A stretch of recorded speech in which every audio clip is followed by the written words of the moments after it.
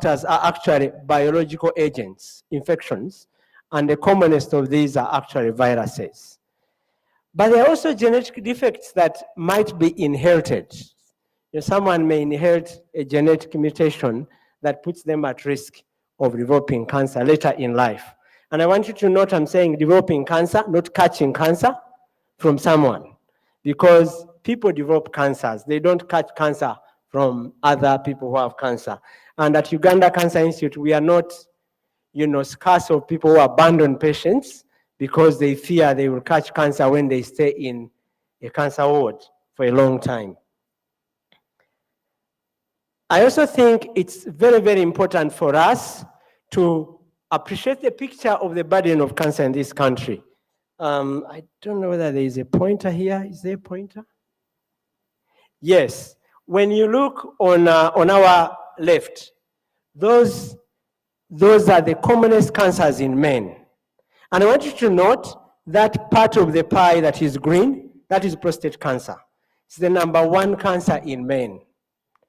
And the next cancer in men is Kaposi's sarcoma. Now, Kaposi's sarcoma is not a cancer that many people relate with, but it's actually the second commonest in men. And the third commonest is cancer of the esophagus. Now, many people actually never think about this, but I want to let you know that kokolo yo mumiro, yo kokolo yo kusatu, mu Uganda, mu basajja. And then the fourth is non-Hodgkin's lymphoma, and the fifth is liver cancer. Now, I will just rush and go to women. Cancer of the cervix takes almost 40% of all cancers in our women. Actually, as a matter of fact, it's 37% of all cancers in women are cancers of the cervix. And the next big portion is breast cancer. When you look at that pie chart, the two cancers account for almost a half of all cancers in women. And I think it's important for us to note that. And I'll just move on.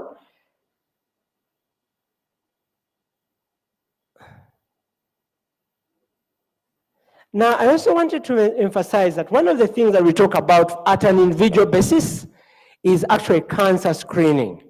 Now, in this part of the world, we want to do what we call cancer early detection, but we use the word screening because it's what rhymes with, majority of the people. Now, why we emphasize cancer screening is because of those multiple risk factors.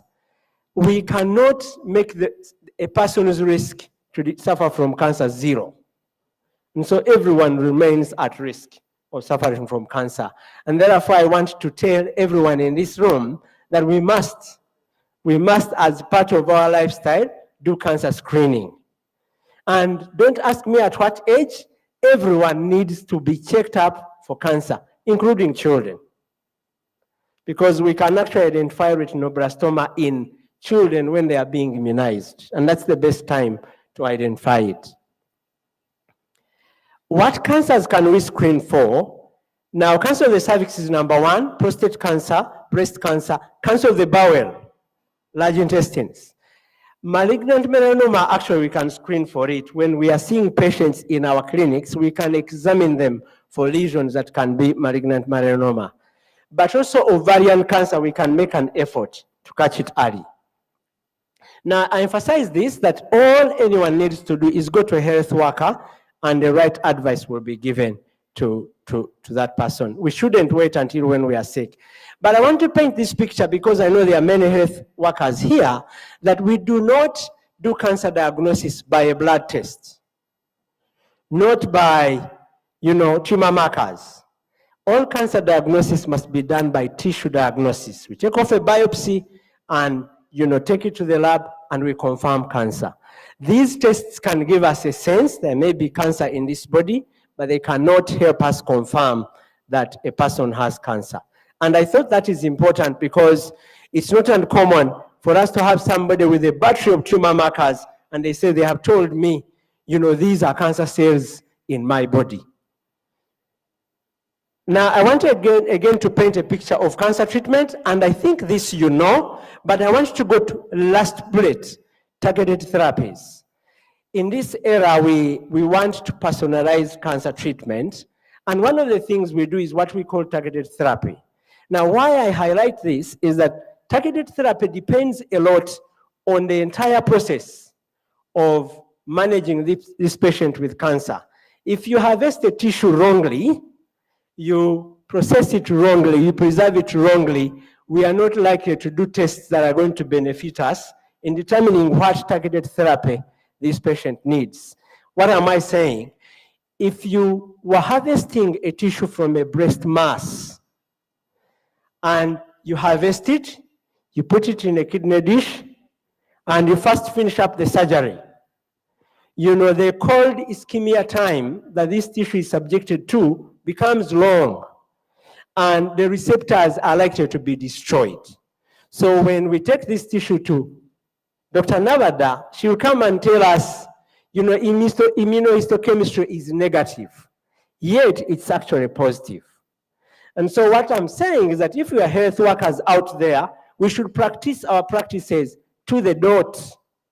There are many doctors who harvest tissue, put it on a windowsill, and they remember the next day to, you know, take it to the lab, even when it's not in formalin. So it's important that we know that when we are doing our practices, we should make sure we follow the rules of the game the way we should.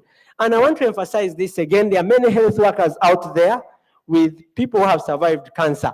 I may never remind them that once treated for cancer, you have to undergo what we call long-term follow-up or surveillance. We survey this body of a survivor for the cancer coming back or another cancer showing up.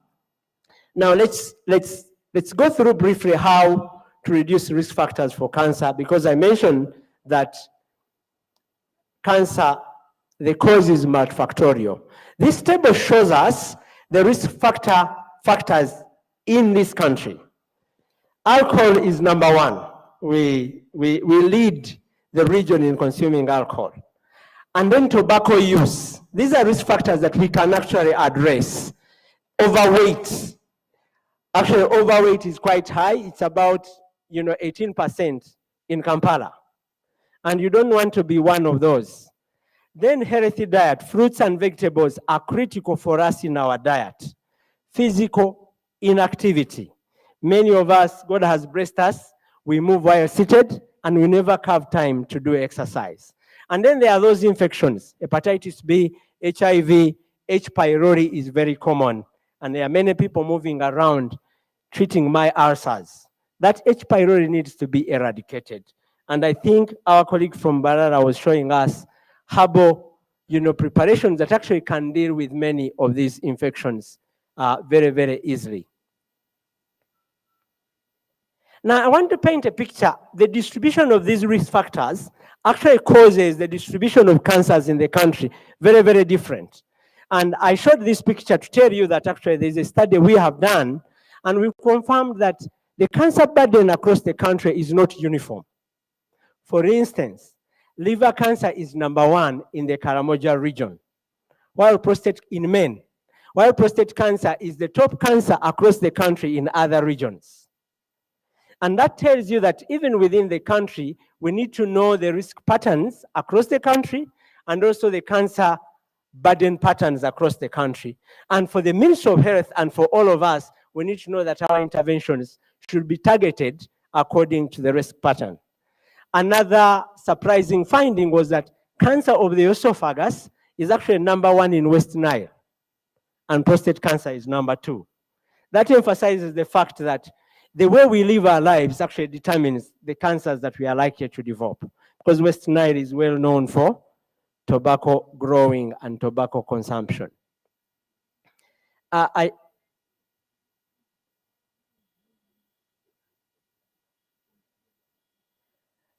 Now, what do we mean by healthy eating, friends? We should make sure we increase the fruits and vegetables in our diet, and the Uganda nutritional guidelines emphasize that at every meal, you should have a fruit, you should have a vegetable.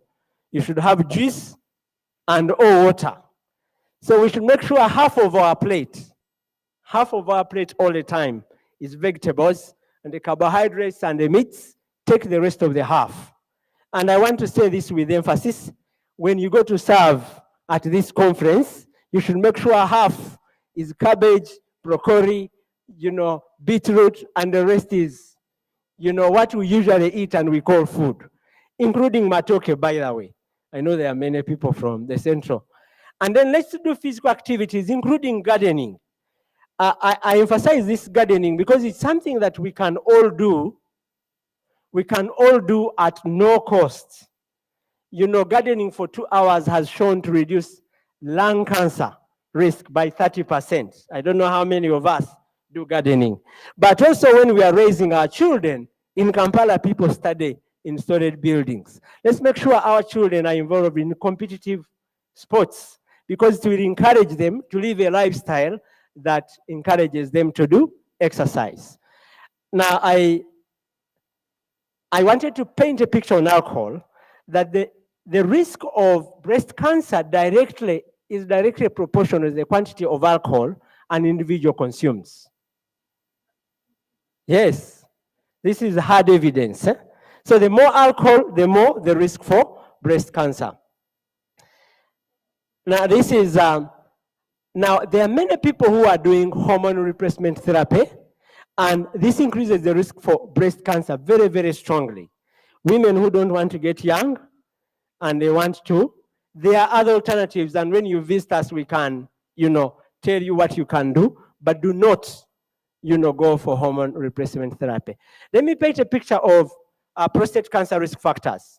If you can pay attention to the slide, prostate cancer diet is a strong, strong risk factor. We encourage you reduce the red meat, all the fatty foods and dairy products. Reduce those as much as you can. And my friends from Barara, this milk really, take it in moderation. Increase fruits and vegetables. Do exercise and maintain a healthy body weight. Make sure you avoid obesity. Of course, there is still an area of study, STDs, prostatitis, but there's no hard evidence that shows that those increase the risk for prostate cancer. And how do we do prostate cancer screening? We encourage you to start at the age of 40. Starting at the age of 40, let's all know the state of our prostate. And screening for prostate cancer is not difficult. We do ultrasound scan, digital rate exam, we can do MRI and these other things, but at any health facility, actually, you can do prostate cancer checkup. All you need is a qualified health worker, and men can be checked for prostate cancer. Cervical cancer, we should make sure that we vaccinate all our girls against cervical cancer. But I want to emphasize that screening for cervical cancer is actually for prevention, not for early detection. Because we can detect precancer lesions, we treat them and cure them, and make sure that this lesion does not progress to cancer. That's why we emphasize regular screening to prevent cervical cancer. Now, I want to say something about breast cancer, and I want to tell you that breasts have a tail that goes to the armpit. So when we tell women and men to do breast self-exam, I want to remind you, always check your armpit, because many breasts have an axillary tail that actually goes to the armpit. But I also want to tell you that many breasts are different sizes, and that's normal. There are many people who come to the cancer screening clinic and say, my breasts are different sizes. Is this cancer? Of course, women who are here and you have breasts that are bigger than ours, this is obvious. But these are signs and symptoms of breast cancer. A lump in the breast, especially if it's in one breast, a lump in the armpit, or a change in the breast size that is sudden, a dimpling on the breast skin, that can be a sign of breast cancer, or a nipple inversion, and I'll show you a photo that shows this. But also a spontaneous nipple discharge, especially if it's blood-stained or brown in color. I want to emphasize that pain is never an early sign for cancer, and therefore breast pain is never an early sign for breast cancer. It is going to show up, but when the cancer is advanced. And these are pictures of breast cancer signs and symptoms, and you can, for a moment that you look at them. Now, how do we do breast cancer early detection? Number one, you can actually detect breast cancer by yourself, by self-breast exam. You don't have to go to the clinic. Many of the patients that have survived breast cancer or presented early have detected the masses themselves. And then You go to a healthcare provider, and we recommend this you even do annually as you do other checkups. So health workers who are here, don't allow a woman or a man to leave your consultation room without examining their breasts. Consider it a crime. You know, at least if you're in a rush, ask them to check their breasts on a regular basis. For men, we recommend once every month, 5 to 10 days after your day one of your period. If your day one is today, which is Tuesday, maybe the best day is next week on Tuesday. Take a good amount of time and explore your breasts. Then we do imaging, ultrasound scan, mammography, or CT scan, or MRI. But I want to tell you that ultrasound scan is sensitive enough to identify a breast lesion that is likely to be breast cancer. So there's no excuse that we have no MRI. Even at Health Center 4, you can actually examine breasts. And if you think there is something, send a patient to the sonographer to do ultrasound scan. And then surgery plays a role. That's how we harvest the tissue. And I said every time we harvest breast tissues, we should watch out for cold ischemia time. We recommend you pick it, put it in formalin, so that the cold ischemia time is maybe 5 seconds or even 0 seconds, if there is anything like that. Then when we send the tissue to the lab, you know, to Dr. Navada's department, whatever, you know, the results they give us will be exactly what there is. Now, I thought of showing you pictures, but I think because of time, we'll just flash them. Now, I put this picture of a malignant melanoma because many people miss this in the clinics. But if somebody develops a dark patch or a dark swelling on their foot, on their hand, on their skin, and it's new, you need to be keen. If it's there, check what it is. This is a cancer that is very easy to treat if it's early, but very, very, very risky and very difficult to treat when it has spread even to the local lymph nodes.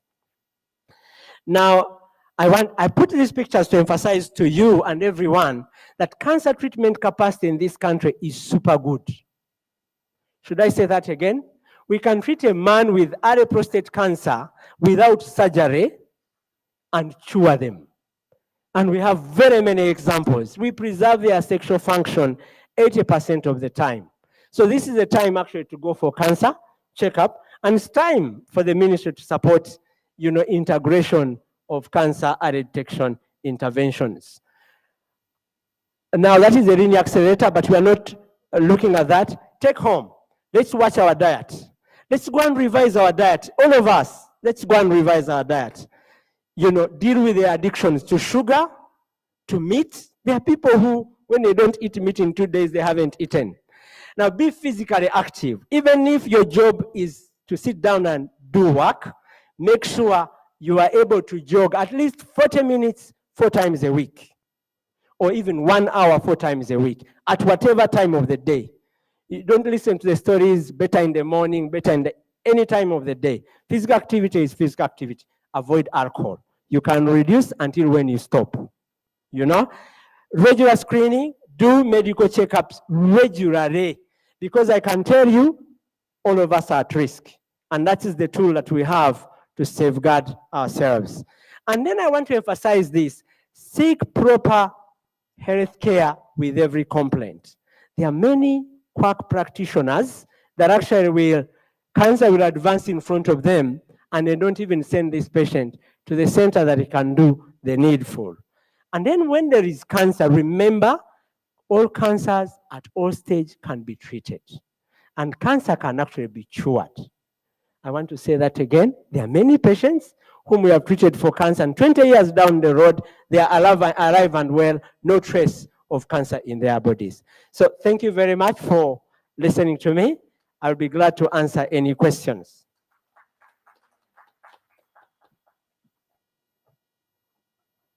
Let's give a big clap to Dr. Knowledge, please. He has managed to talk about cancers in the shortest time I've ever seen. Otherwise, whenever we are talking about cancers, it's a whole day, 2 days, and we never finish. Now allow me to invite Dr. Rumu William. Dr. Rumu William is my classmate from senior 5, 6 in the SMAC and medical school. We even sat in the same cubicle. same cubicle. And we are code should complete. All right. Yes, yeah, with all protocol observed, good afternoon, everyone. It's quite difficult to talk to people when they are tired, and also talking after a very powerful orator, Dr. Noleb. When you talk, when you talk about cancer, it is very, when you make the diagnosis to the patient, you are sad, everybody is sad, but it makes the subject very interesting when he talks about cancer. I saw everybody was sort of engrossed with what he was talking about. But let me try to give this talk. I'm trying to paint a picture of diabetes in Uganda from the local researches we've done, because the theme is taking action. So we need to know where we are so that we can take proper action. Now, diabetes is a chronic disorder of multiple etiologies, meaning that a number of issues that cause it, characterized by chronic hyperglycemia, disturbances in carbohydrate, fat, and protein metabolism, resulting from defects of insulin secretion, insulin action, or both. That is a very old definition, but it is still very useful to us as it touches on a number of issues that occur in diabetes. Now, the diabetes burden, as we speak now, in 2025, more than 500 million people have diabetes, and this number is projected to increase to 643 in 2030 and 800 million people in 2050. In Africa, about 25 million people have diabetes as we speak, and the most sad thing is that 18 million are undiagnosed. You could be in this room when you actually have diabetes when you don't know. And this number is projected to increase by 142% to 59 million in 2050. What about home here? In 2014, through the STEP survey, we had about 600,000 people with diabetes, and this number increased to 1.5 million in 2023 by the STEP survey, which was done by Professor Bahendeka. Again, 50% of these are undiagnosed. So that's important to us as we speak about diabetes today. And again, the person who suffers from diabetes leads a very unpleasant journey. He has a lot of disabilities. You have burning feet. After a meal this afternoon, your feet are burning. You have itching, numbness, pins, and needles. And this is quite disabling. The cost of medicine is very exorbitant. You have stigma. If you're a young person in your 20s, and if your fiancé discovers that you have diabetes, there are a number of explanations to do. We've seen patients going off their insulin. These are university students. They have a party, but just doesn't take the insulin at 7 p.m. when the party is about to start for fear of hypos and collapsing on the dance floor. Unemployment is another. We have patients also having issues with the transport, discrimination, so many other things. Really unpleasant journey. Why should we mind about diabetes? Senabria is here, is going to take us through the heart. It's one of the causes of coronary heart disease, lower limb amputations. Many of our people have lost limbs due to diabetes. It causes blindness through cataracts and retinopathies, erectile dysfunction. In fact, in a study which I did in Mlago, I found that actually many men who were diagnosed with diabetes had presented with impotence 5 years before the diagnosis of diabetes was made. So any person with diabetes, either impotence, should be taken seriously. It causes stroke and cognitive impairment and chronic kidney disease. Of course, I can't talk about that. When my brother Robert is around, he's going to talk us through that. Now, I'm giving you what has been done. I can't start without talking about the risk factors. The NCD's risk factor survey of 2023, 8.3 people are smoking currently. and the mean number of sticks taken per day is about 3 sticks, and the use of manufactured cigarettes. There's so many cigarettes doing the rounds in our city at the percentage of 69.5%. Alcohol, the people are taking alcohol about 31%. That is not a small statistic. And heavy drinking, whereby people take more than 6 drinks. The definition of a drink, which I may not make for purposes of time, that is constituted by about 7.7%. Adding salt, many of us are culpable in this. Every now and then, you're addicted to adding salt, about 17.4%. And many times, we also take it in processed foods at 11, things like crisps. There's a lot of salt in that, and we are very culpable on that. Fruits, he was talking us about fruits. Many of us are very culpable. Of course, I won't ask you today, who of you took a fruit yesterday? I won't ask today because by design and default, a fruit has been served by the hotel. But I mean at your homes. And again, when you look at the mean number of fruit serving per week, is a miserable figure of about 3. Fruit serving per day, about 1. So we're not doing very well when it comes to fruits, despite them being thrown to us.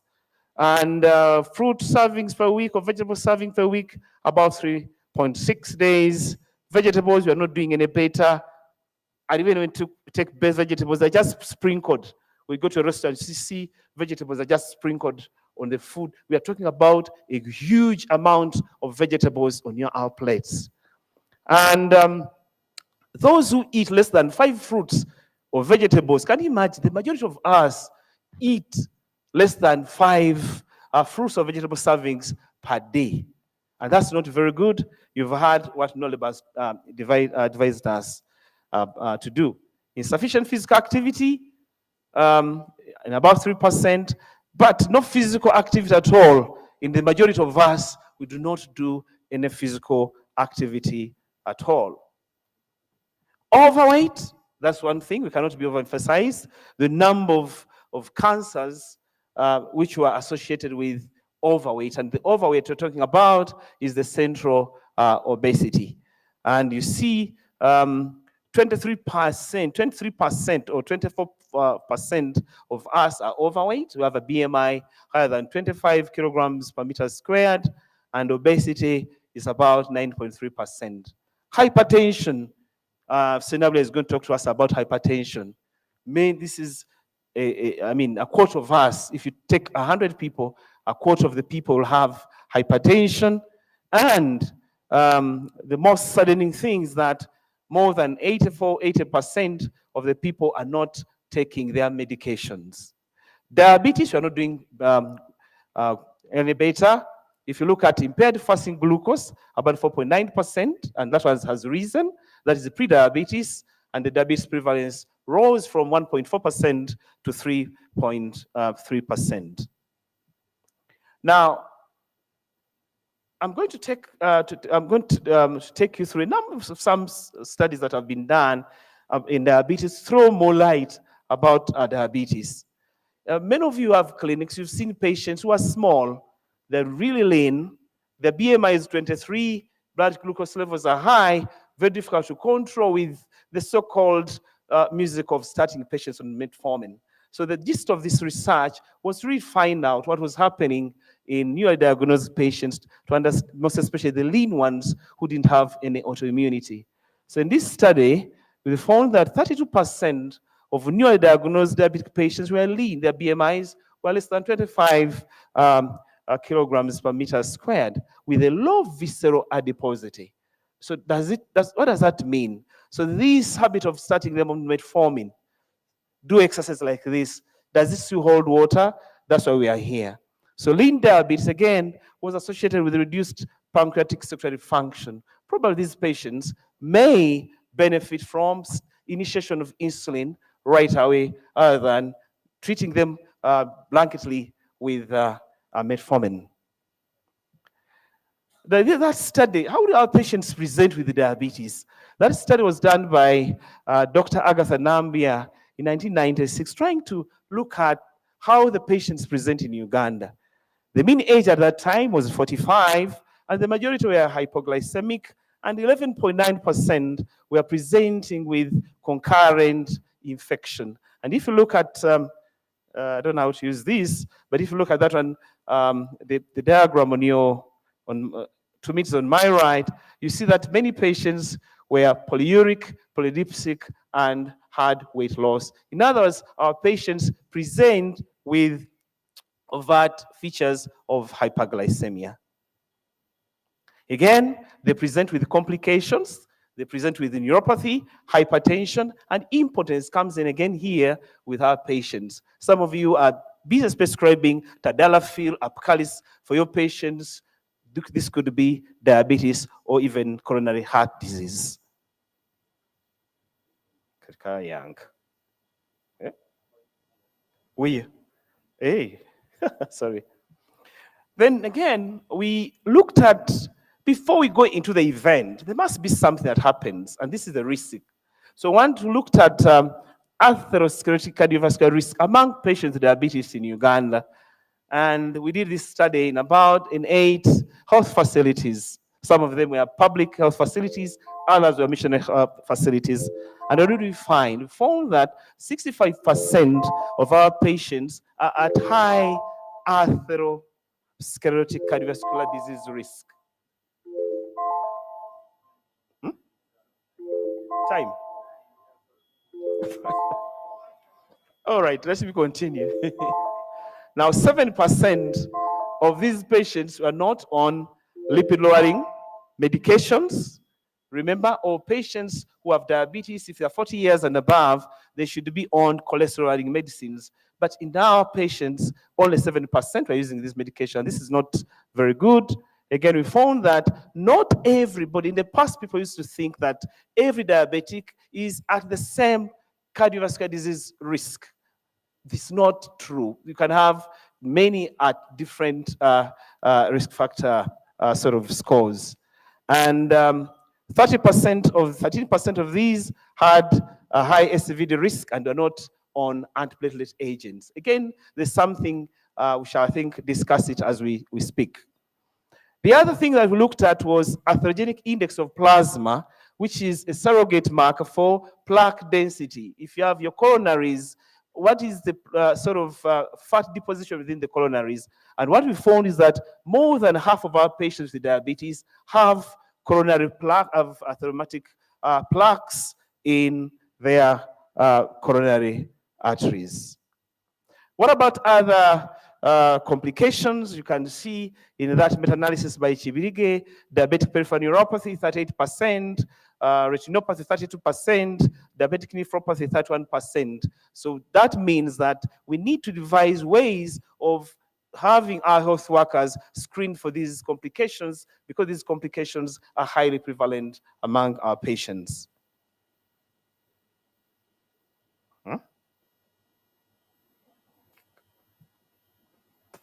Now, we cannot just talk about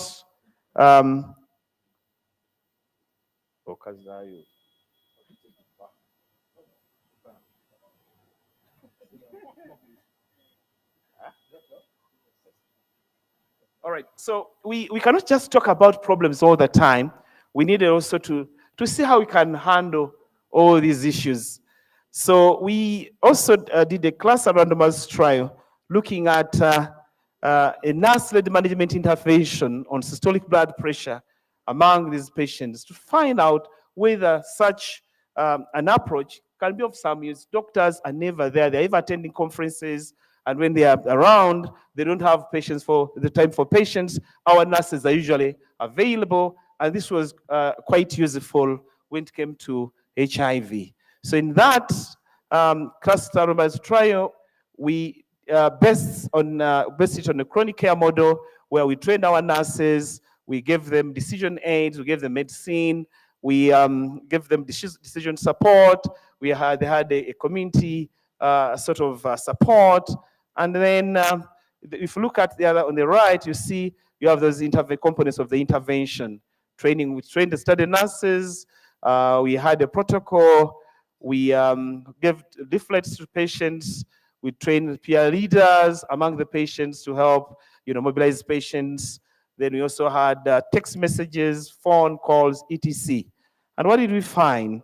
We found that actually this intervention after 6 months significantly reduced systolic blood pressure. That was our primary outcome. Reduced it by 13.75, and that was statistically significant. It reduced the systolic blood pressure and the SVD risk. So that's one thing to think about. Task shifting. Can it be of some use in NCD? People in HIV have used it, and it has helped. So as I wind up, what are the implications of this local data in diabetes management in our country? We've of course seen that diabetes is increasing in both urban and rural areas. Risk factors are increasing in both urban and rural areas, and about 50% of patients are undiagnosed. So awareness campaigns and screening for those at risk should be something to think about. Late presentation with fetal complications. Again, we need to have awareness campaigns and screening among people living with diabetes. And we also shown that diabetes mellitus is heterogeneous in causation and SVD risk. So very useful in drafting protocols and guidelines. And in the guideline, we have actually, as Uganda Diabetes Association, we are at advanced stages of having a national guidelines on management of diabetes, and we are cognizant of these findings. Task shifting could be a pragmatic strategy to increase screening and management of diabetes and cardiovascular disease in the community. And of course, I cannot leave this podium without saying that development and dissemination of decision aids, protocols, and guidelines is one thing could be a game changer as we take action to fight NCDs in Uganda. Thank you very much for listening.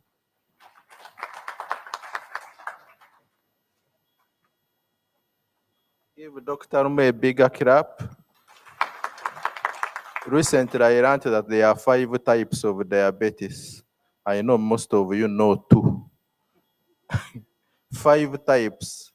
And today he has talked about one of them, that one for thin people.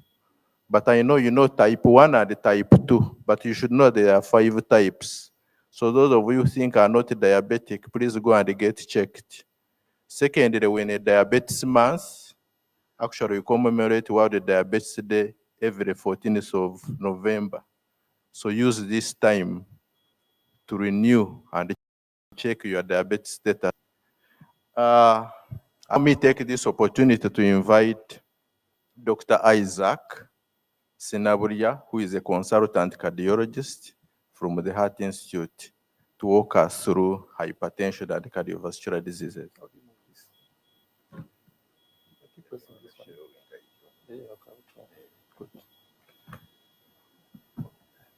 Yes, good evening, everyone. All protocol observed. Please don't doze. Let's not lose you. Yeah, happy to be here. I want to take this opportunity to thank the organizers for giving us the opportunity to share. And I was delegated by my ED to do this work. And I was happy to take it on by one simple reason. Hypertension is an area that I have a lot of interest in. So I changed the topic a bit to look at hypertension as the focus, as I was requested, because they told me to look at the complication. But also I wanted us to look at the opportunities available in order to be able to manage these, not manage, but prevent the complications by making the medicines accessible. So as I go through, I don't want to lose you. That's my main objective. How do we make all Ugandans to access medicines and be managed early? Yes, thank you. Yeah, so as a background, globally, we know that hypertension is the leading cause of cardiovascular diseases. But specifically to Uganda, it's still the same story. Like my colleague has shared, in the recent survey, hypertension actually was still high up there.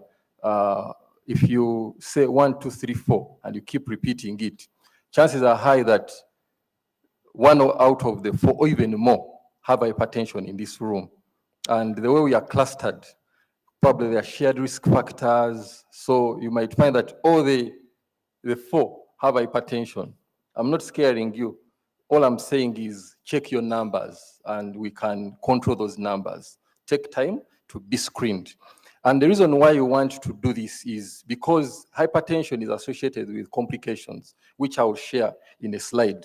And the easier way to win these devastating effects of hypertension is for us to address the entire cascade of care, where we're looking at screening, diagnosis, treatment, and then control, knowing that blood pressure control is the main thing in preventing these complications. So this slide is full of complications, and I will not go into the detail of how they come, but I labored to categorize them. There are those that we call cardiovascular-related complications. Heart failure, it's the end game of all cardiovascular-related things. So include even hypertension. If it's not controlled, the heart will fail. It's like somebody doing weightlifting. Those muscles will become thick, and eventually they will become flabby, and they will not be able to squeeze. You won't be able to generate even a reasonable blood pressure. So some patients, we pick them when their blood pressure is low. But because we are too late in the spectrum, we think it's other things. But as you start to treat them, you realize that their pressure actually starts to come up. And that category, for me, when I see them, I get excited because chances are high that we can reverse the process and be able to give them a chance to life.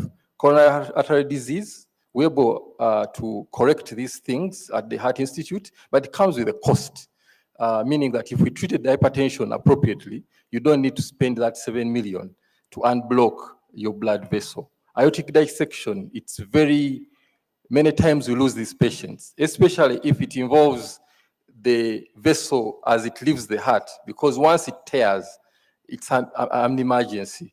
If the tear is elsewhere along the aorta, then there is some time. But many times, even when we think there is time, access to things that can correct it are a bit out of reach. Hence, we need to prevent these things. Peripheral artery disease, diabetes causes blockages, and then they lose their feet. But also hypertension can cause peripheral artery disease, and supply to the limb is compromised, and we end up removing these limbs. Or in good settings, they can actually put stents to improve the flow. But these are still expensive interventions. Cerebrovascular complications, stroke, hemorrhage, cognitive decline.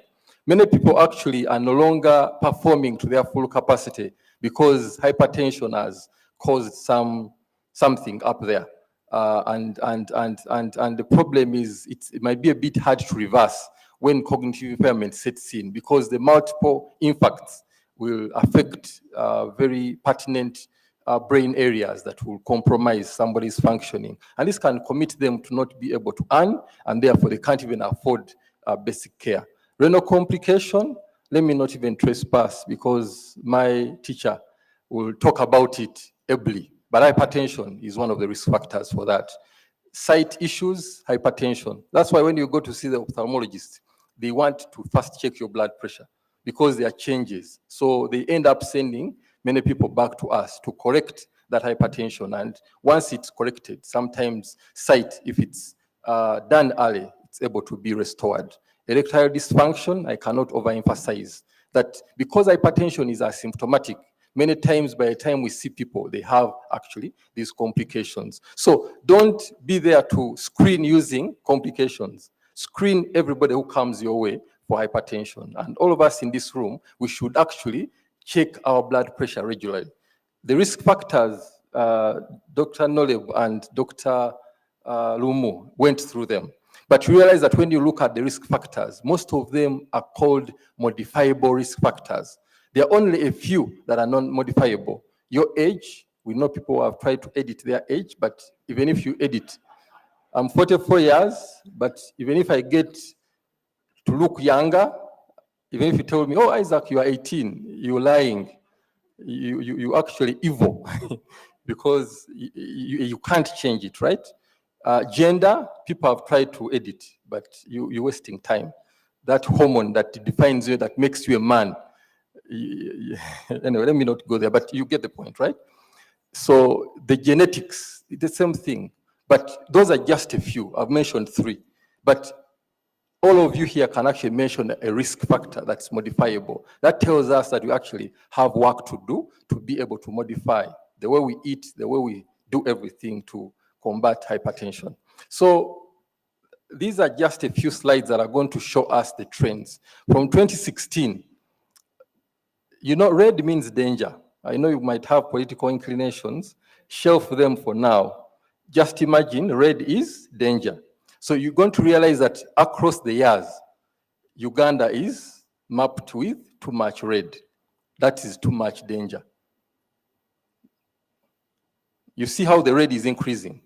And interestingly, let me go back to the 2016.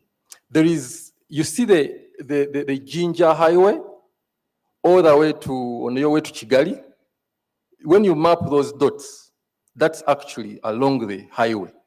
What this tells us that there are cities across this, that there are lifestyles that we trying to adopt, modifiable risk factors that are actually robbing us. We think we are developing, but actually we are attracting things that are going to rob us of the resources that we are trying to make. So I wanted to make that, and as you look through the maps, you're going to realize that most of the places where the rich are or where resources are, actually they are mapped with a lot of hypertension. This was work that was done by Dr.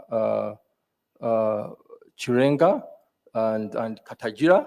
They went across the country to see the burden and how regionally hypertension is playing out. And again, you see that belt, the north is a bit spared. Probably their lifestyle and the modifiable risk factors has not really gotten way out of hand, that they still have lower numbers. But of course, looking at 22% in the north, that's also a problem.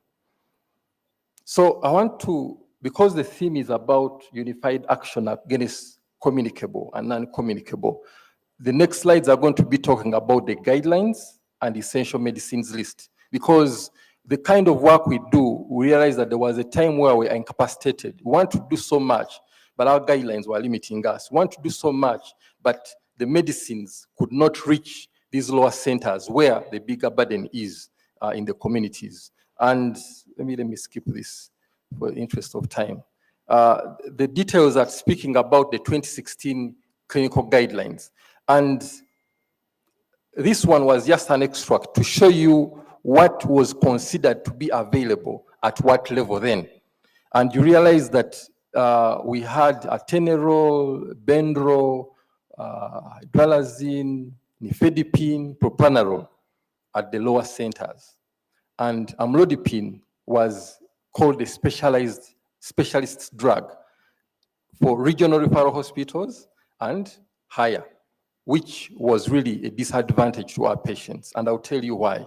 Because when you're looking at control of non-communicable diseases, the drugs we use, are they available? And access means, is it cheap? Side effects are associated with it. If you have a shareholder in any company that manufactures nifedipine, I'm not against you, but I'll tell you, the reason why people don't adhere to nifedipine is because of side effects. That headache, because it's an asymptomatic disease, right? So if you give me a drug that will cause me a headache, I would not take it.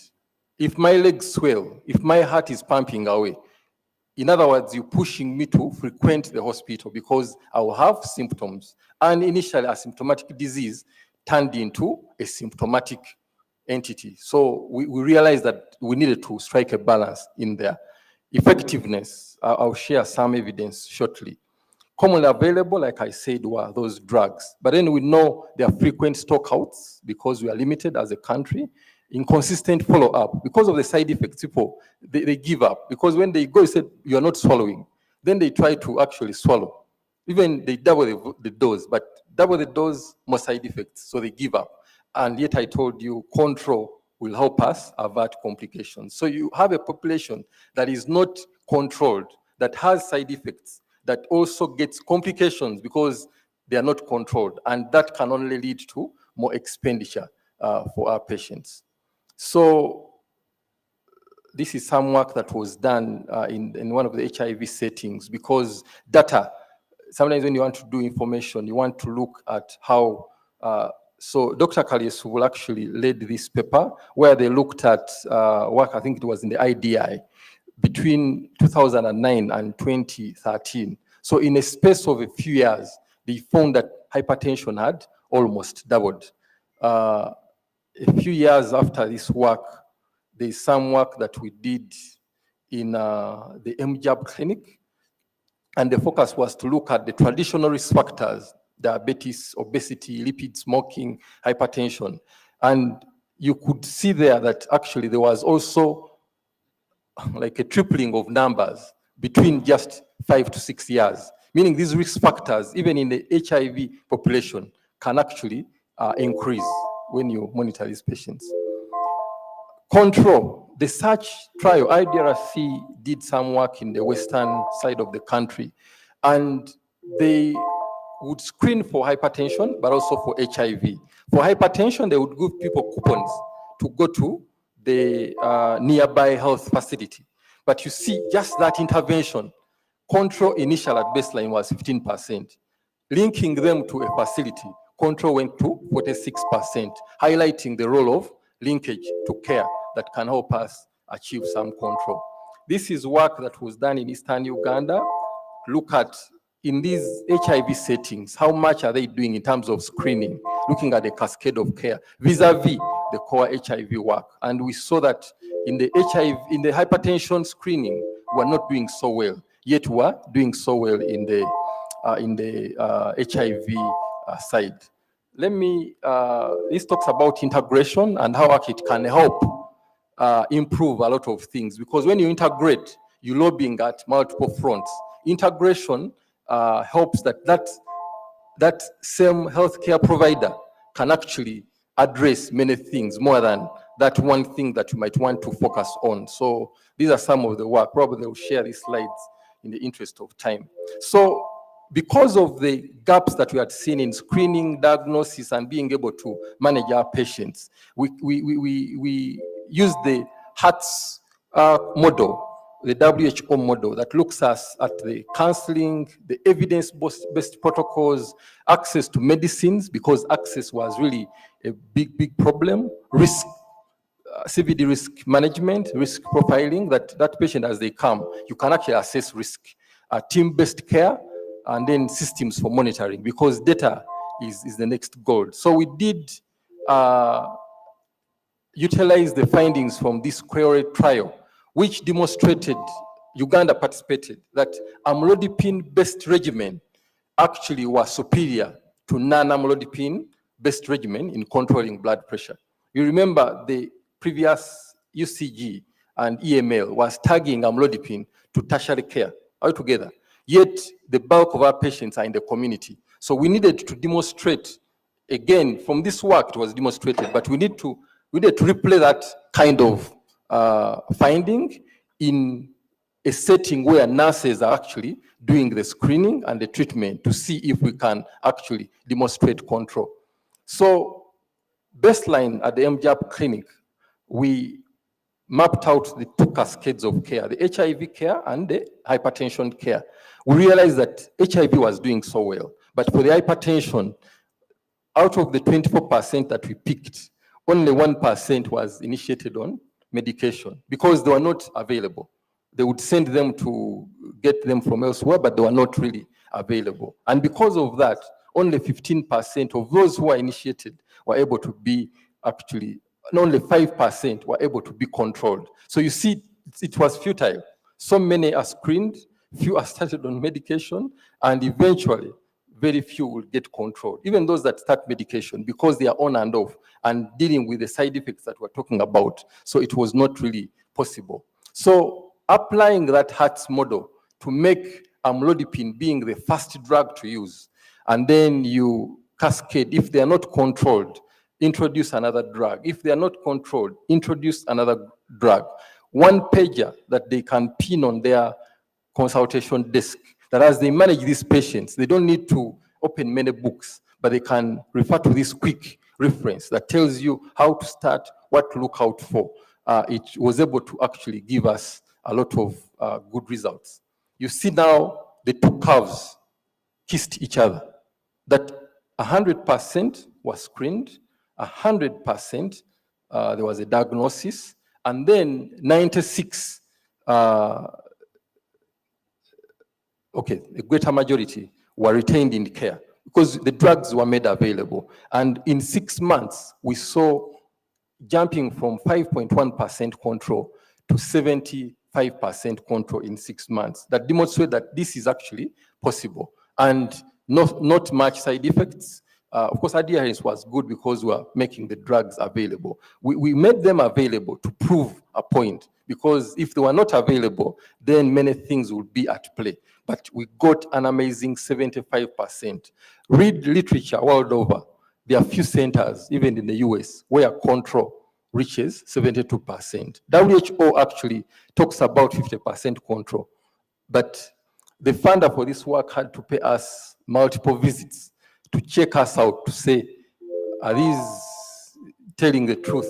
Or this is really, really the truth. So this led us to the journey to say, can we revise the essential medicines list? Can we revise the guidelines to make it possible for our healthcare workers to be able to manage patients? So start with amlodipine, go to the ARB, and the options are listed. Those who have access to UCG, it's there. Up titrate, if no control, bring on a third drug. And that simple approach, many centers are starting to use it. And then, of course, if with 3 drugs you're not getting control, you start to think about referral, such that this can help us decongest the tertiary places. So again, the revision, this is the new UCG that shows normal blood pressure, pre-hypertension. I want to highlight this because many times, because we're talking about prevention, when you look at the data, yes, a quarter have hypertension,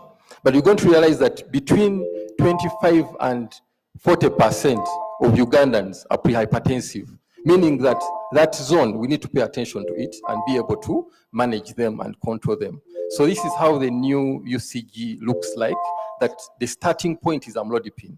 And the level of care, you can observe there, it's health center 3. It was strategic and intentional, such that many people can be able to access these good molecules at their lower levels.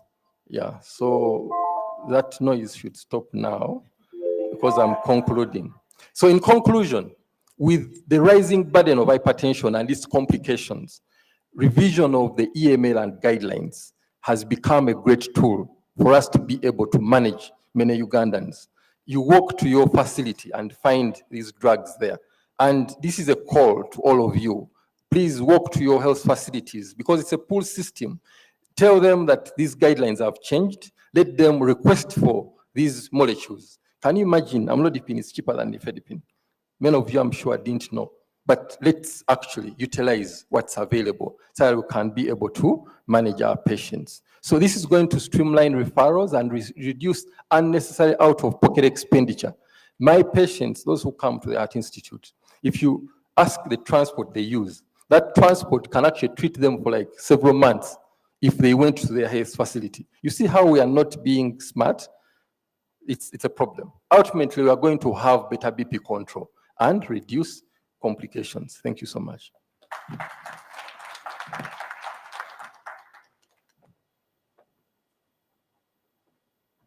A bigger clap for Dr. Isaac.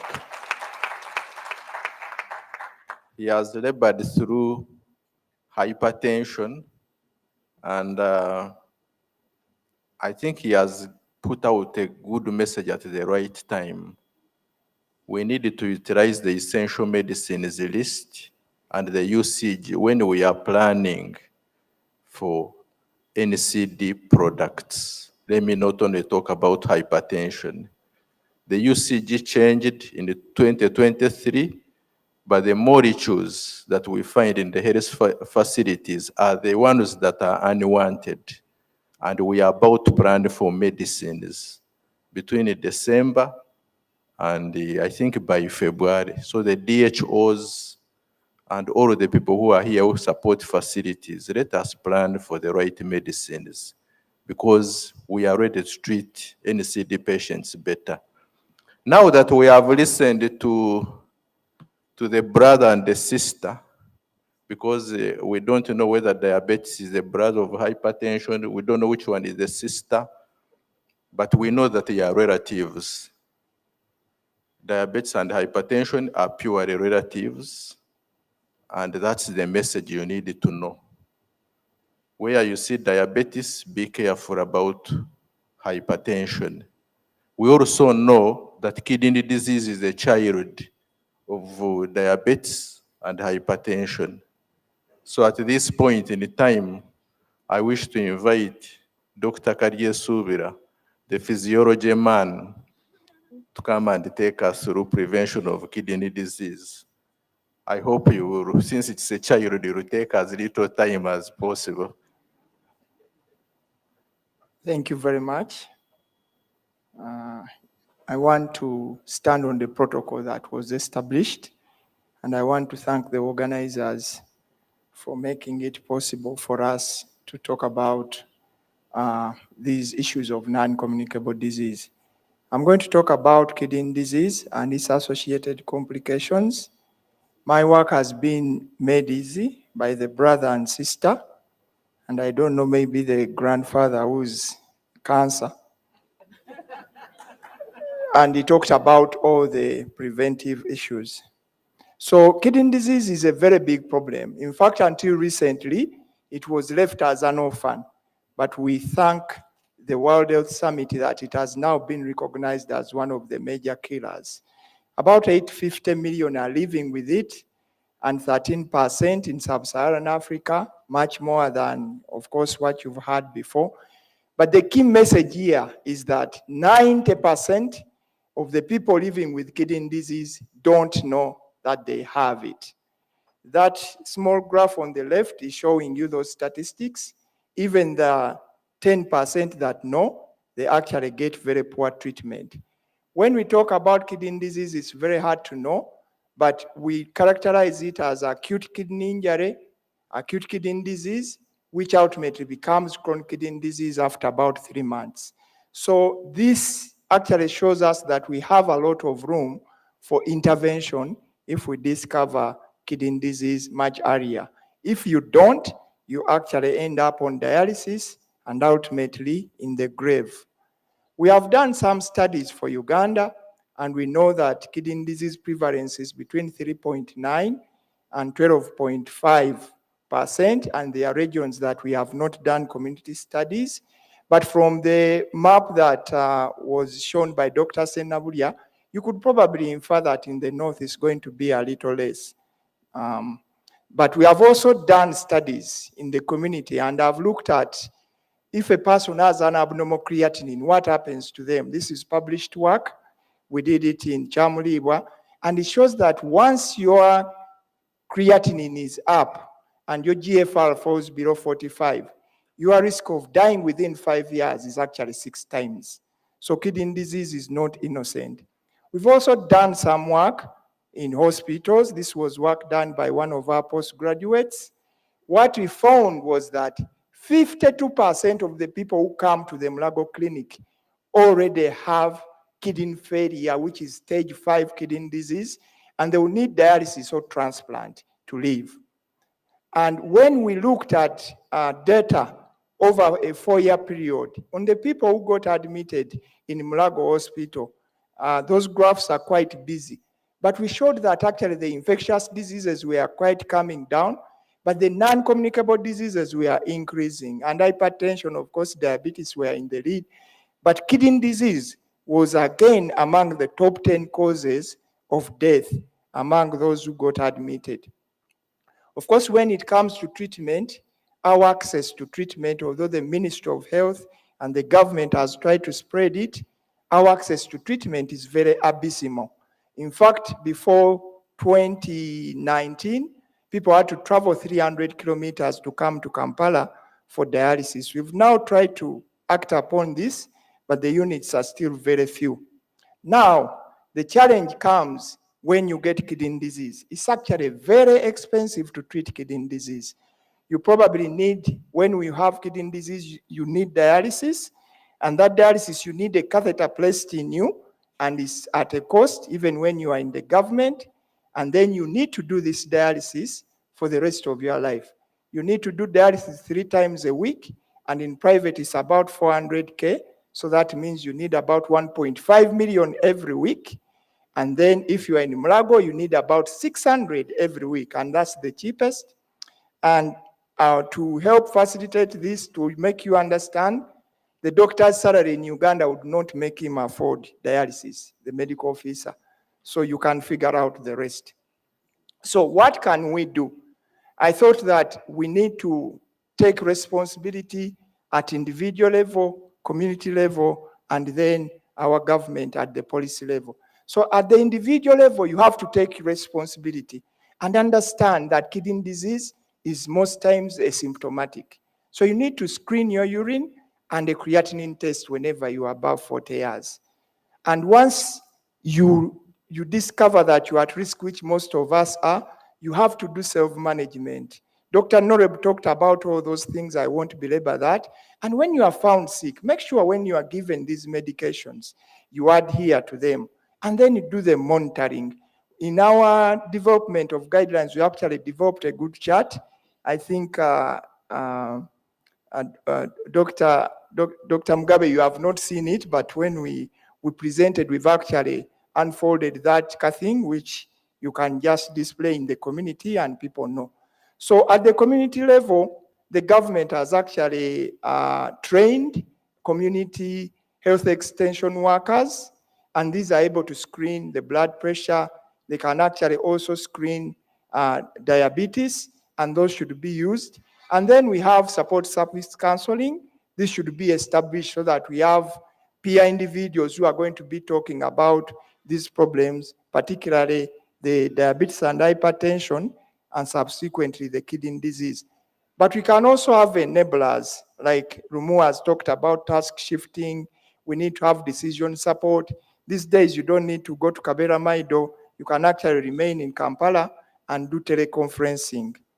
Then we come to the policymakers. They actually need to do a good framework to secure funding, develop the guidelines, and build the service capacity. We currently have only 14 nephrologists, so we probably are going to need more physicians and other people trained for task shifting. But once the workforce is also in place, we need these people trained, supervised, and we have just done 12 transplants in Uganda, so we have the capacity to do this, but we need to be financed.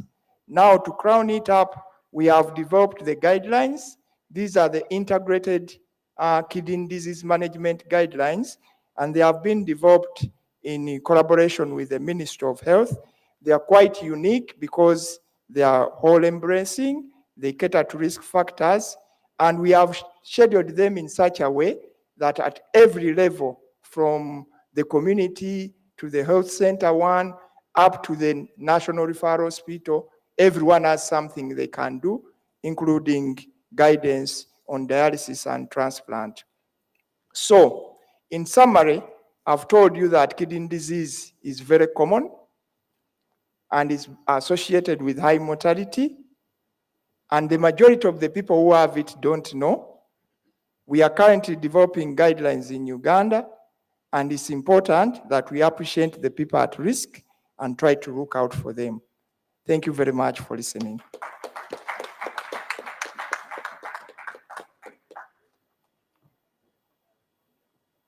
Another bigger clap for Dr. Kariye Subura. Yeah, indeed, it's true. We have kidney guidelines. They were approved by top management, Ministry of Health, and they are due for dissemination. At this juncture, you know, clinically, when you stop breathing, you have died, isn't it? Even in my village, there is a way they can tell that so and so has died. They bring some piece of cotton and put around the nose, and if they don't see it, do like this. then they will say, you don't need to take him to hospital. Now there are these important organs, the lungs. Because they are like guarding the heart, we think they are not important.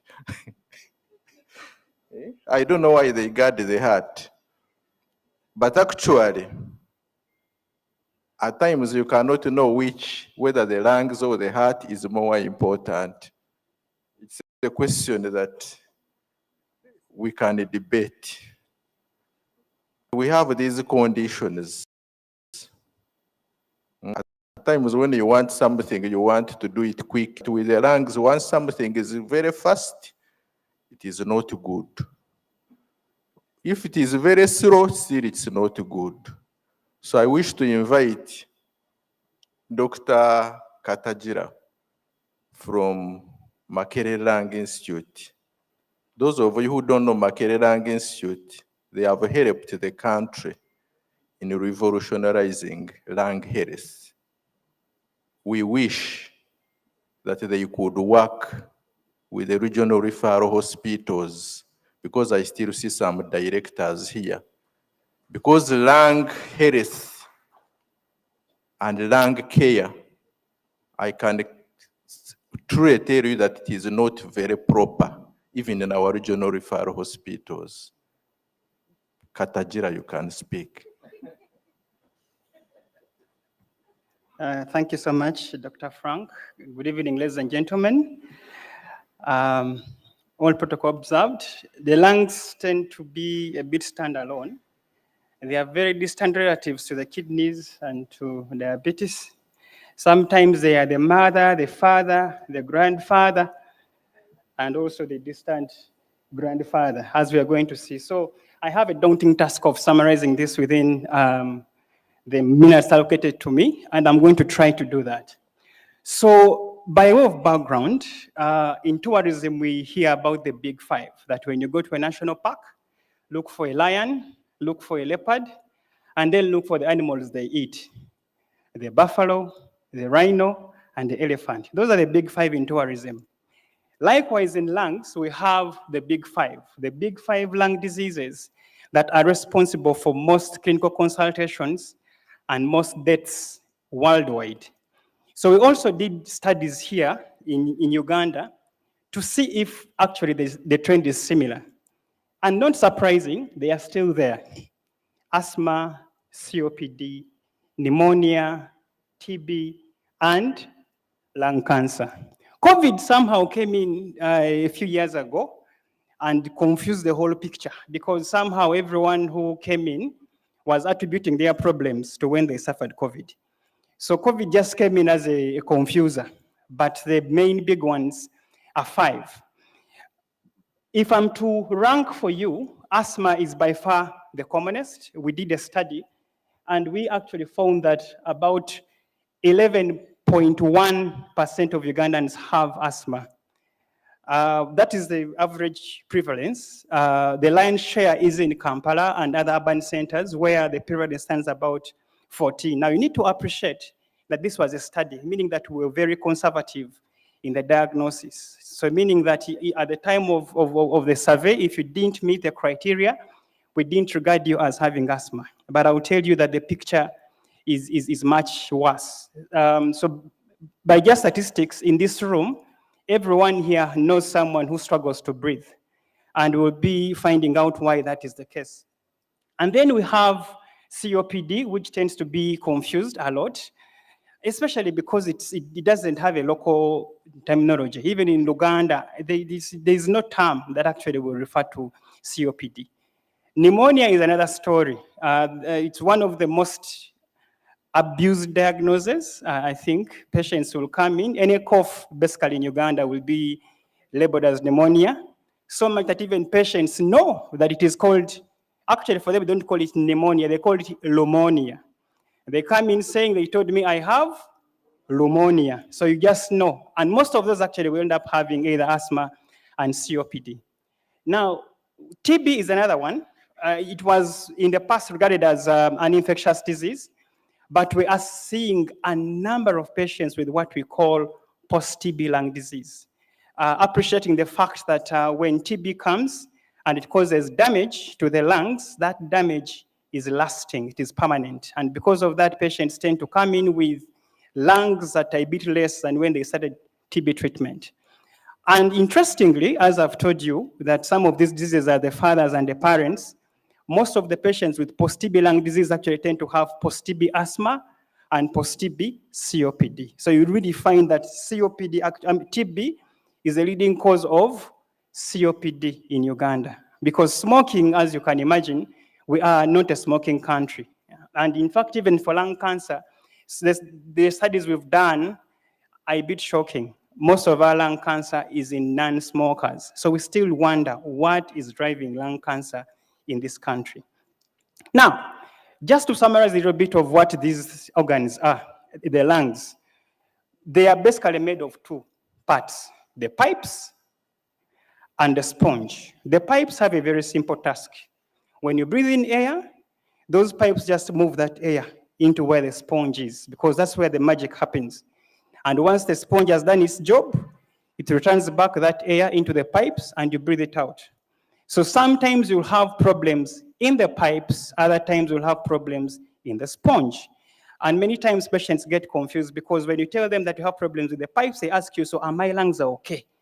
And this is just really, again, to drive the point home that the lungs are both the pipes and the sponge, okay? So you can see those colored dots. Those colored dots basically are the air that you breathe. And you're going to be talking about air a lot.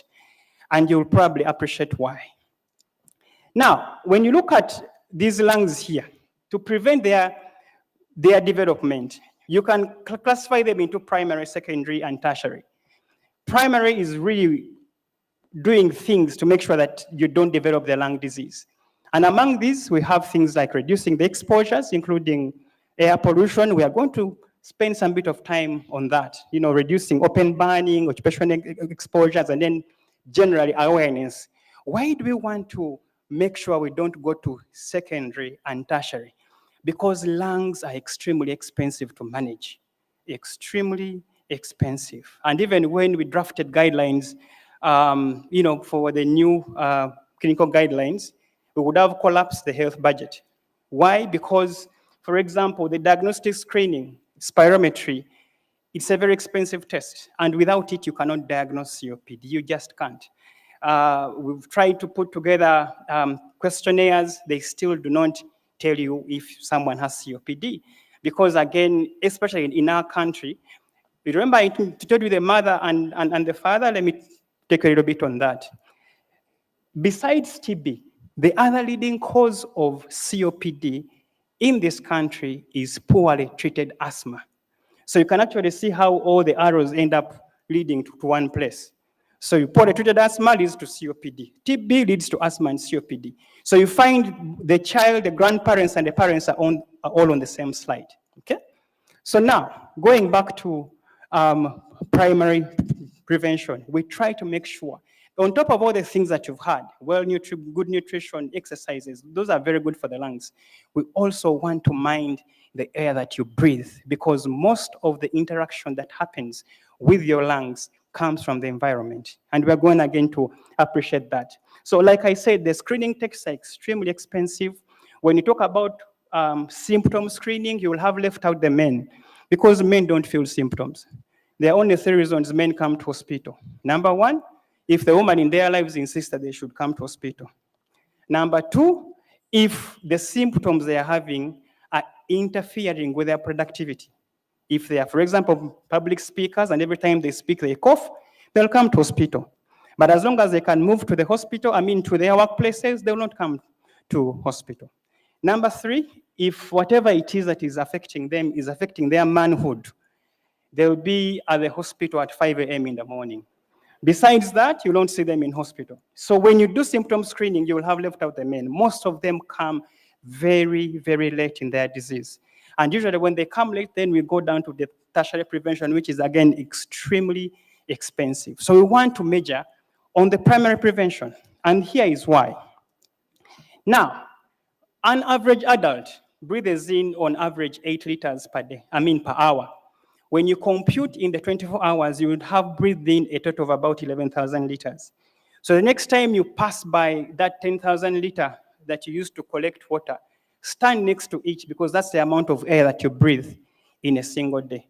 So it is extremely important that that air that you breathe is of high quality because whatever that you breathe in will interact directly with your lungs.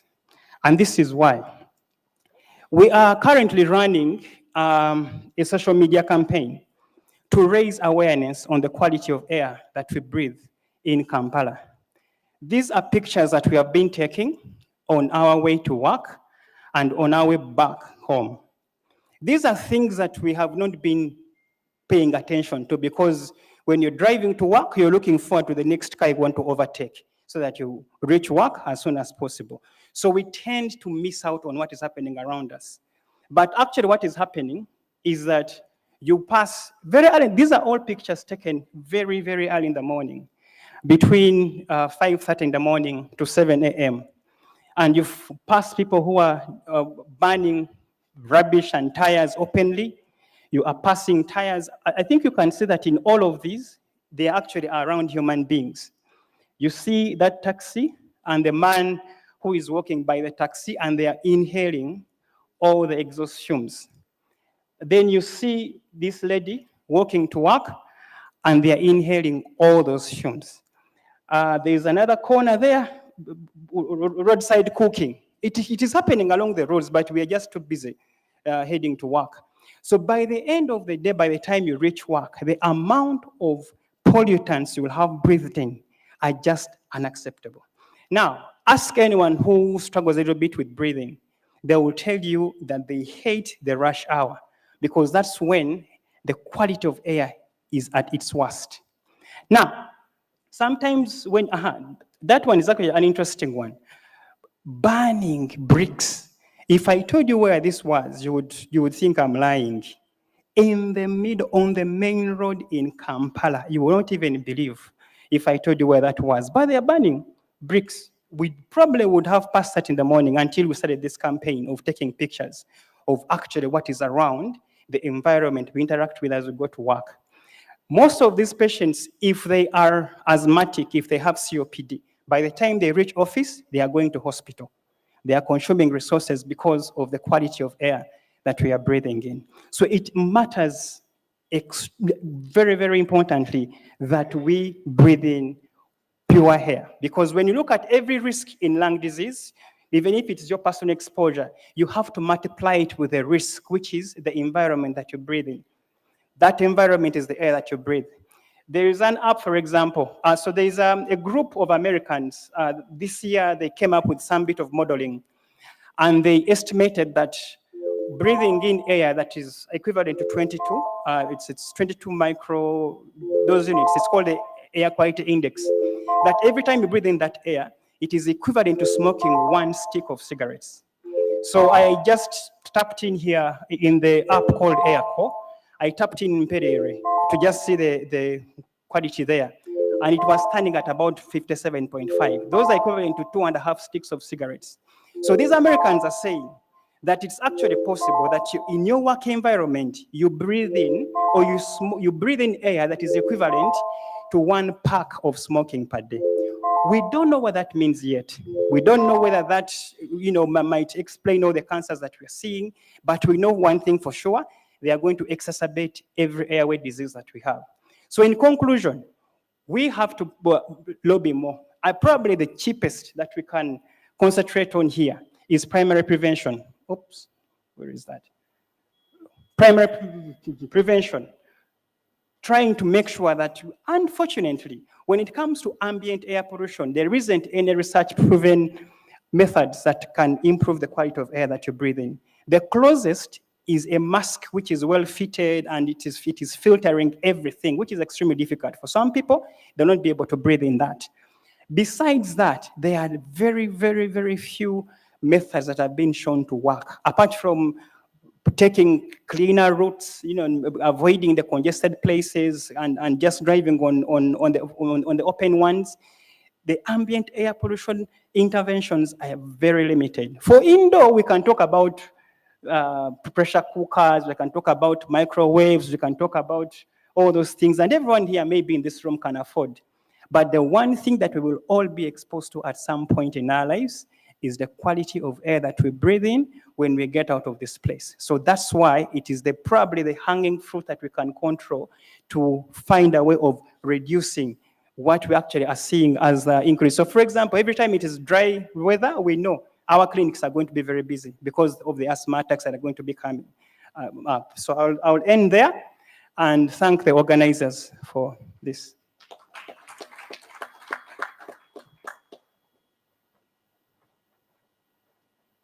A big clap for Dr. Katajira. The quality of air that we breathe. How do we stop it? How do we stop Kampala from becoming what we have seen on the screen? Because if you go out, as you go home, just look around. Kampala is covered by smoke every evening. How do we stop that?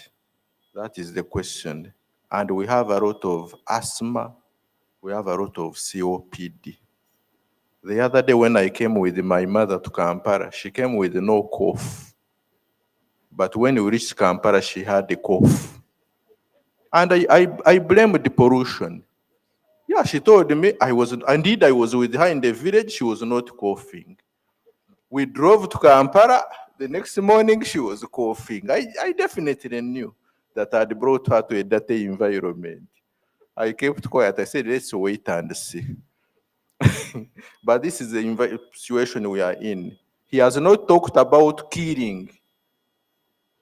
Respiratory conditions kill about 2 million globally. I don't know how many in Uganda, but they really kill.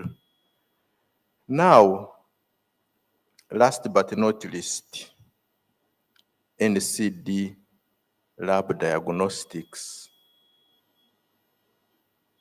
I don't know how to describe the lab, but I've seen in the communicable world of diseases, because I was there, the automation of diagnostics, there is a way it changed things.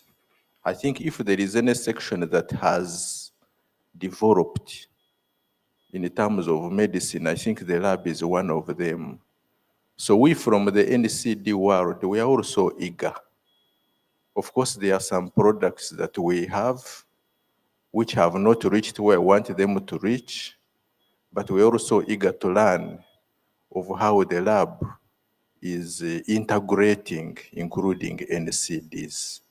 Allow me to invite my boss, Dr. Susan Nabada, to take us.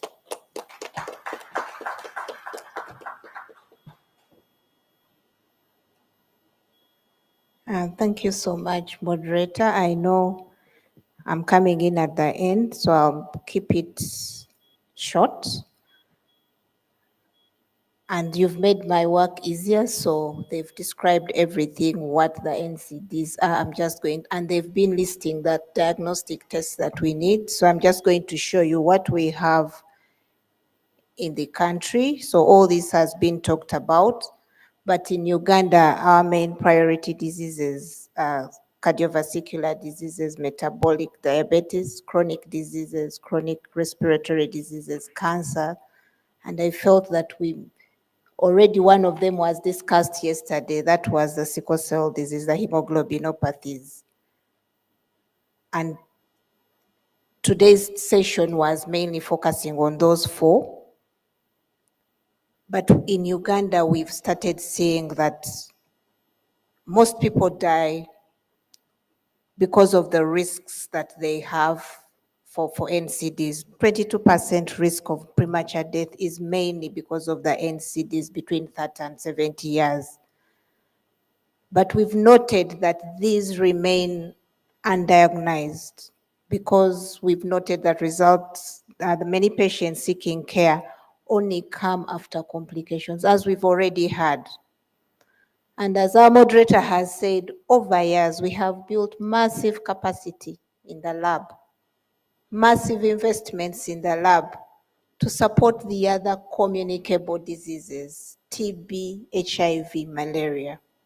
But I'm glad where we stand now, that with all this investment and this conference that has brought us together, we're going to see how we can leverage on this massive investment that has been built in the country on the side of the communicable diseases, TB, HIV, malaria, and the epidemics that we have, COVID, Ebola. How are we going to use that capacity to support the non-communicable diseases? We've noted that we have statistics now, and we are asking, is it that we are having increase in these NCDs, or they've been there and there is something that is happening? We think that we have had lifestyle and epidemiological shifts that has led to the rise in the risk factors, the high blood sugar, the overweight. The way we live maybe has caused the increase in these NCDs. But more so, we've also noted that we have improved lab capacity and availability of screening tools. You've heard that now, as I'll show you, how we have availability of these tools, the glucometers, the screening panels, the biomarkers, which identify conditions that were previously underdiagnosed. So these are some of the things that are maybe making us realize that we have an increase in NCDs. But also the policy shifts now.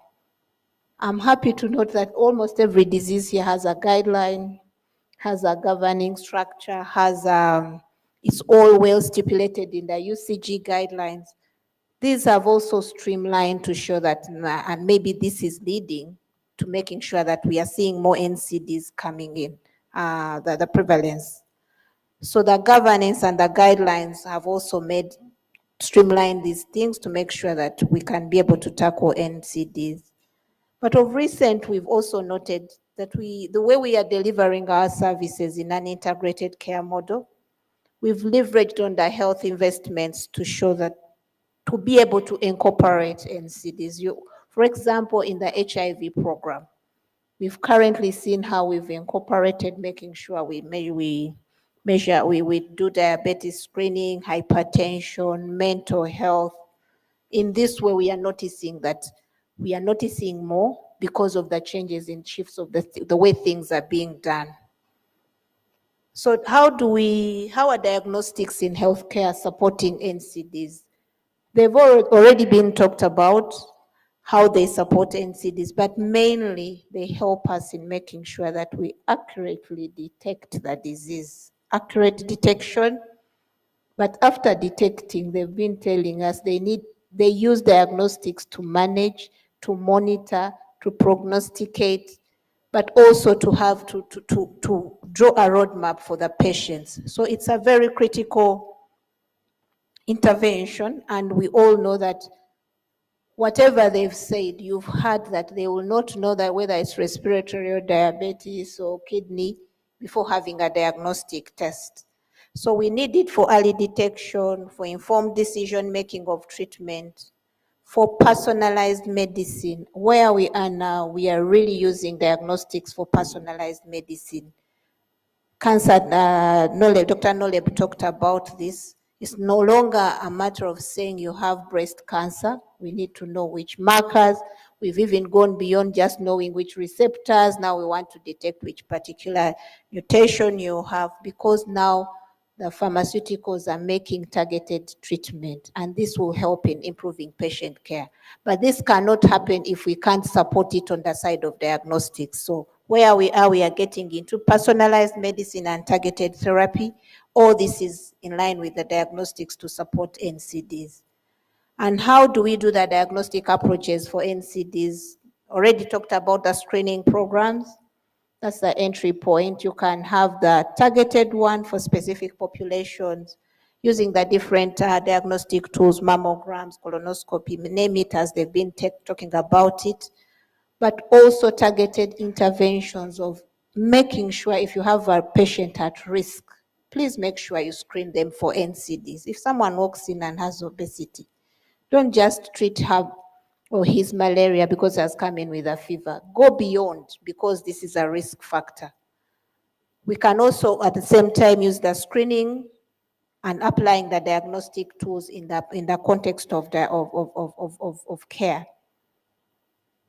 The other thing that we use in diagnostics, as Noleb has said, is around biomarkers that predict the disease risk. They guide treatment, they can monitor. You've heard about all these things like go and do your PSA, your CEA, your CA125. I want also to emphasize that these are not diagnostic tests. They just help you screen and know that maybe there's something happening, go further and look out for it. And having no raised markers doesn't mean you don't have the cancer. So we've seen people coming in and like, but my CEA is normal, but they are telling me I have colon cancer. So we need to interpret these biomarkers in line with that. And right now, with advances in technology, we've even, instead of waiting to get the biopsy to be picked off, we have what we call a liquid biopsy. Instead of taking that tissue, we know there are circulating tumor cells in blood. We take it off, we do genomics on it and see, and then we can make a diagnosis. So we are advancing beyond to be able to support the diagnosis of these NCDs. We also know that we can't have all these capacities in one place, but yet we can be able to access them, as you shall see in my next slides. So we've also advanced in terms of making sure we can support diagnosis at afar through teleradiology, telepathology. I can be here and I read a slide that has been prepared maybe by a colleague in Moroto, and then I can give a result. Or we can have an X-ray or an MRI done by a person in Arua, and Mulago reads it. So all these are advances to make sure that we increase access, to make sure we can diagnose NCDs. So what is happening right now in Uganda? Do we have all these? Are we able to support that clinicians to make sure they do the diagnostics? Yes, we can, but not everything, but at least we have a network. Right from the national reference labs that we have almost 11, to the regional hospitals almost 17, to the general hospitals up to health center 3. We've established laboratories. But as we also speak now, the lab has gone outside the buildings. We are now in the community, and they've already talked about the CHOOS. That's also another arm that we are using. So across all this network, we also don't work alone in the public setting, but we also use capacities in the research institutes, in the academic institutes, to help us do some of the diagnosis, but also the research that informs care. You've heard all the research done by Lung Institute, by Makerere. They are now translating it to be able to support in making guidelines. So we don't work in isolation. So, but in the public setting, what is the capacity we have to support? Right from the region, from the national hospital, the national reference labs that are 11, to the lower health facility, and then to the community, we have distributed and make sure that we have capacity to be able to tackle communicable and non-communicable diseases. For example, in the whole network, we have over, actually it's not 200, we have around 398 gene experts across the network.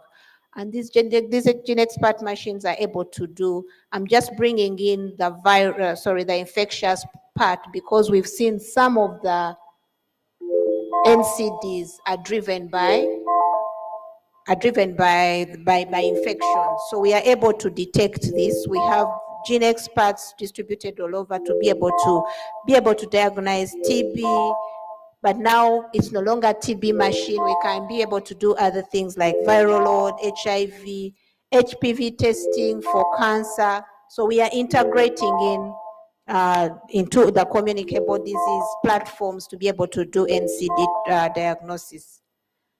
Across all health facilities up to Health Center 4, we are able to do chemistries for the kidney and the diabetes, chemistries and hematologies at different levels of care. We are able to measure our hemoglobin across up to the lowest level of care. We have glucometers, as I'll show you. If you look at this particular, and you see the level of care, if you look up to Health Center 3, you look at chemistry, hematology, blood glucose, sickle cell. At least we've distributed up to the lowest level of care. That's Health Center 3. All the regional hospitals are able to do the basic tests that are needed to be able to diagnose NCDs. And in our national reference labs, we have high throughput equipment that can be able to do molecular testing to support NCD testing, genomics, but we are integrating and leveraging on all these equipment we are set up and brought in for infectious diseases, but they can be able to multiplex and multi-disease test to support NCD testing. So we are doing a lot of genomics to support cancer. We are doing molecular testing to support other diseases, NCDs. So at least there's capacity in terms of skilled laborers, competent staff, together with the equipment. So these are the different capacities we have at the different, to do full blood count up to the lowest level of Health Center 4, and we are trying to equip up to Health Center 3, and capacities to do RFTs and LFTs that are really needed, and lipid profile, and we are able to quantify, and we have guidelines that guide this. So capacity for equipment is there. The biggest issue is reagents right now. On the side of diagnosis of cancer, is still a big problem in terms of HRH, in terms of the number of labs that we have, because most labs we have are in academia, and a few in the public setting. But as we speak now, through Ministry of Health support, I think they are going to establish another 4 to support anatomic pathology testing, to be able to support the diagnosis of cancer, most especially. But since we don't have capacity everywhere, the ministry saw it right to set up, out of the 1,500 labs that we have, we decided to make 100 labs well equipped with reagents, with equipment, with HR, to be able to support the spokes that are around them that cannot do these tests. For example, if I have an HPV test to be done in a lower facility, it will be transported to the hub that has capacity to be able to do this HPV test. So we are using a lot of sample transportation to increase access for NCD testing. Even sugar, even LFTs, RFTs for facilities where we haven't reached, we are able to transport. So let's not say I cannot take off a sample because I don't have capacity, because there's a system to transport to the areas that have the capacities. And diagnostics is not only lab, also on the side of imaging.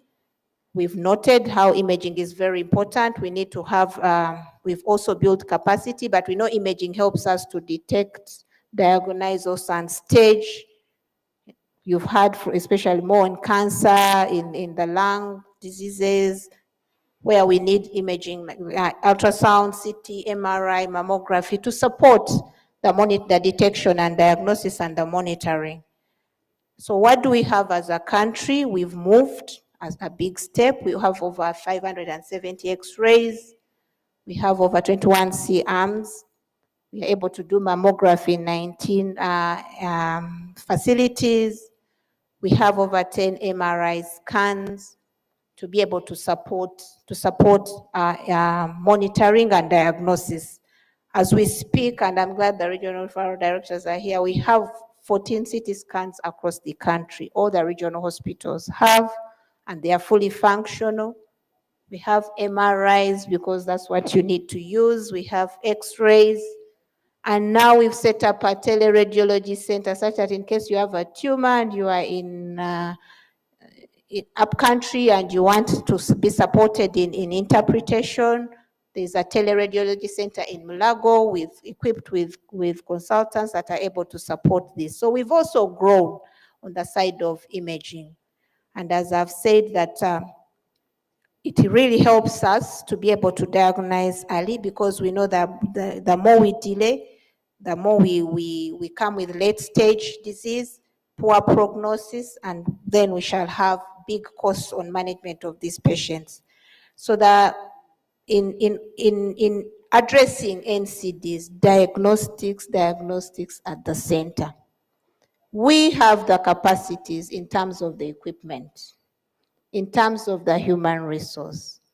But the biggest challenge, and as we sit here together, as we advocate for reagents for communicable diseases, since we are in a unified action, let us advocate for reagents for non-communicable diseases, because the platforms and the infrastructure we have set up is able to support NCD diagnostics and monitoring. So wherever you are, please advocate, from the CSOs to our partners to academia and the ministry, as we continue to lobby, because we've seen they are very, very important to have diagnostics to manage. Capacities are there, but lack of reagents. But thank you so much for inviting me to talk about the capacities we have for diagnostics for NCDs, and we can continue with discussions and future collaborations to make sure that we take NCDs to the level where the communicable diseases are in terms of diagnostics. Thank you so much.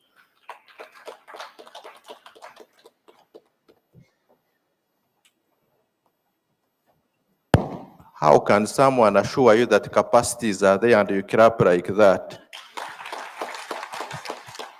Capacities are there, but reagents, can we plan for reagents, ladies and gentlemen?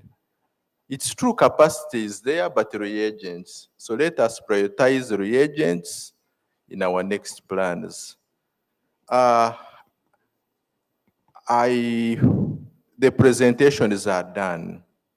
In the interest of time, we are going to allow a few burning questions. I want to thank you for your persistence. I've done a random count. We still have more than 100 people in this hall, which is really very good. To me, it shows interest. Therefore, it would be unfair for us to dismiss you without you firing back. So now it's your opportunity to fire back. We may allow about 6 questions. Yes, 6. Members, put up your hands. You help me move the mic. And please. The hands are up. I see hands. If you want to ask a question, put up your hand. And please go ahead. Thank you. Those have been really good, interesting presentations. This goes to Dr. Sinavulia. As you see the trends in the modifiable factors, that is lifestyle, how have you taken this to the next level? Because we are seeing urbanization taking over our people to be hypertensive. And I really like this goes to Dr. Susan. You've talked about precision medicine. On average, do we have this data available and we see which drugs are really not working on Ugandans and that is working to Ugandans? Thank you. Yes. Hello? Hello? Yes, greetings. This is Dr. Kabona Anna. I would like to thank the presenters for the good work that they have done and for the informative discussions that have been had. I have a few questions and comments. The first one is on adherence to medication. Majority of the studies that have been done both in Uganda and outside the country, both in hypertension and DM, one of the biggest challenges that we've had is adherence to medication. And as someone from a public facility, that has been a very big issue, especially for patients who have hypertension. You'll find that they only take the medication when they're symptomatic. Then you do the patient education.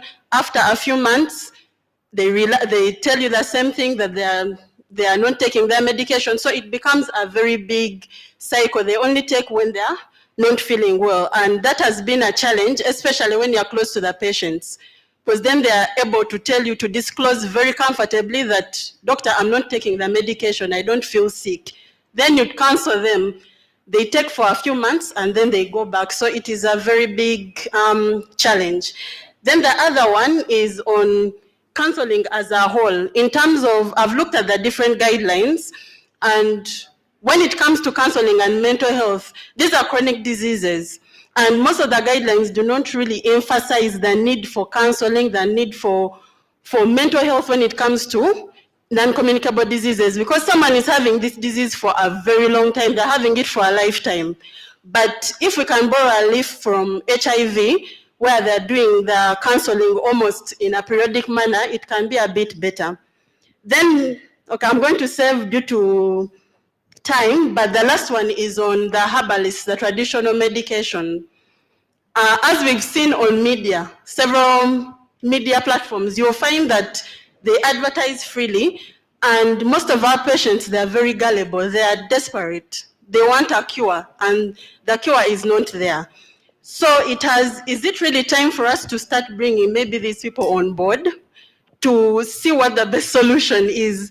Because the only thing you can do is just to tell your patients that these are not regulated, they don't have proper dosage, but it's still a very big challenge, especially when it comes to NCDs. Yes, thank you. Thank you. We are still this side. There are 3 more hands here. Thank you. Try to be brief with your questions, please. I will speak less than a minute. My name is Stefan Kalesula. I have a direct question. I hope it won't be subjected to a consultation fee. That is to Dr. Mugisha. Speak about the saunas. What effect do they have? I know this can go to also the consultant in cardiologist and also Dr. Katajira. What could be the effect to this? And then to Dr. Kajira, the PM 2.5, the particulate matter. The current research shows that it is one of the leading factor in respiratory related infections. Do we have numbers to this in your institute? Probably. Thank you. Doctor, it will be an injustice. I've been moving this microphone since morning if I leave without asking. I'll ask a question to Doctor who presented about cancers. You described very well how cancer treatment is. Very briefly, what is the cost of treatment and how can this treatment be integrated in the community levels where people can easily reach? Thank you. Can you give the mic?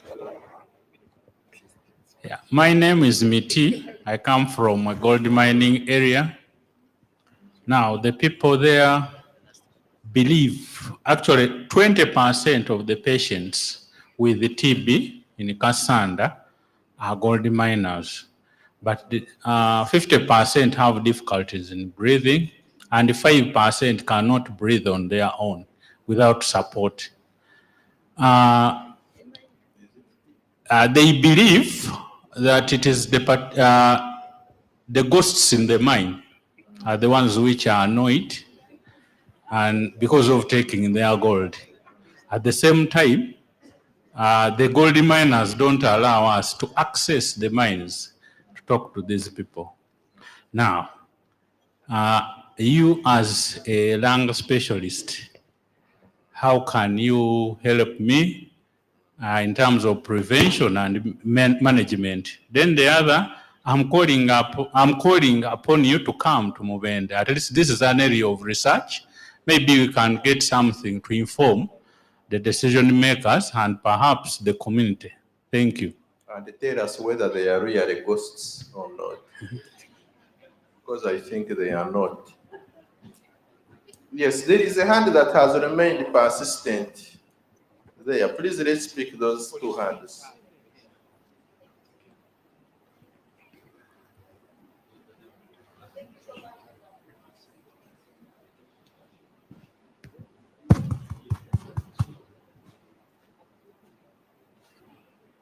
Thank you so much to the panelists. My question goes to Dr. Nobel.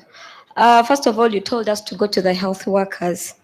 Doctor, I want to tell you something. I read an article in Daily Monitor recently, and it was about a lady that had battled with cervical cancer for the last 7 years. And yes, yet they persistently went to the health facility, and they were told they had candida for the last 7 years. And I can imagine what stage they went, by the time they went to the Cancer Institute, what stage they were at. And for that matter, I want to ask you about misdiagnosis. One of the factors a previous speaker yesterday talked about that is contributing to the increasing numbers of late diagnosis. I want you to talk about it and what the Uganda Cancer Institute has done about it. And then also in the quest for awareness for maybe the ladies or everyone should go and screen about cervical cancers. I want to ask on that matter about the outreaches. Are they being done, and what procedure is followed to do an outreach in Koboko, an outreach in Tungamo district, so that people do not just wait to come to Kampala from Tungamo, from Koboko, and by the time they come here, they're already at late stage cancer, whatever. So maybe that's what I want to ask. Thank you so much. So I want to add something on that question. Where are cervical cancer screening services in the country? There is a hand. Doctor, I thought I'm the one on. Can I speak? He comes next, because. Please go ahead. The one. Thank you, Thank Doctor. you so much. Emmanuel Sempala Kaohoima. I wanted to ask Dr. Senabulia, is hypertension reversible? And in case my BP is normal, 80 to 120, do I switch off the drugs? And I practice exercise and dieting, all that. I wanted to request the organizers, is it possible to give us contacts of those consultants that we can consult at a personal level in case we want? Like these lecturers who are here from Mbarara, they presented well, we could consult more. And you doctors, since we have the access now and we are interacting freely. Thank you very much.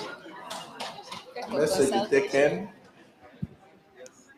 Yes, go ahead, please. Thank you so much. My first observation is we all look to be candidates of the NCDs, especially the environment. You don't look who you are. Aha.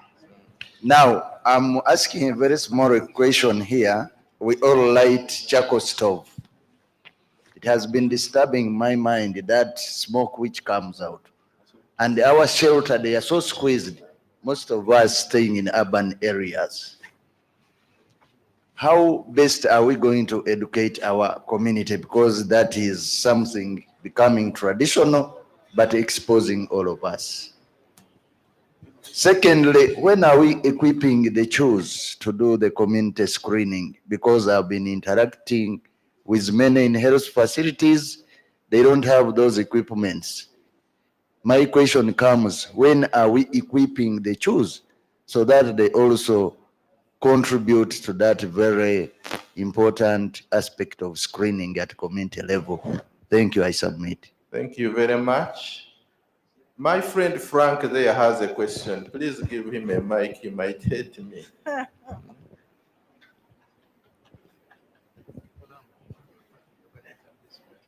Okay. Thank you very much.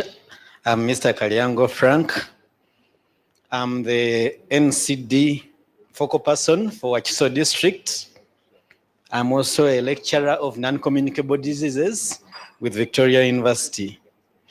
When you look at the themes that were cross-cutting with all our very good consultants, the issue was prevention.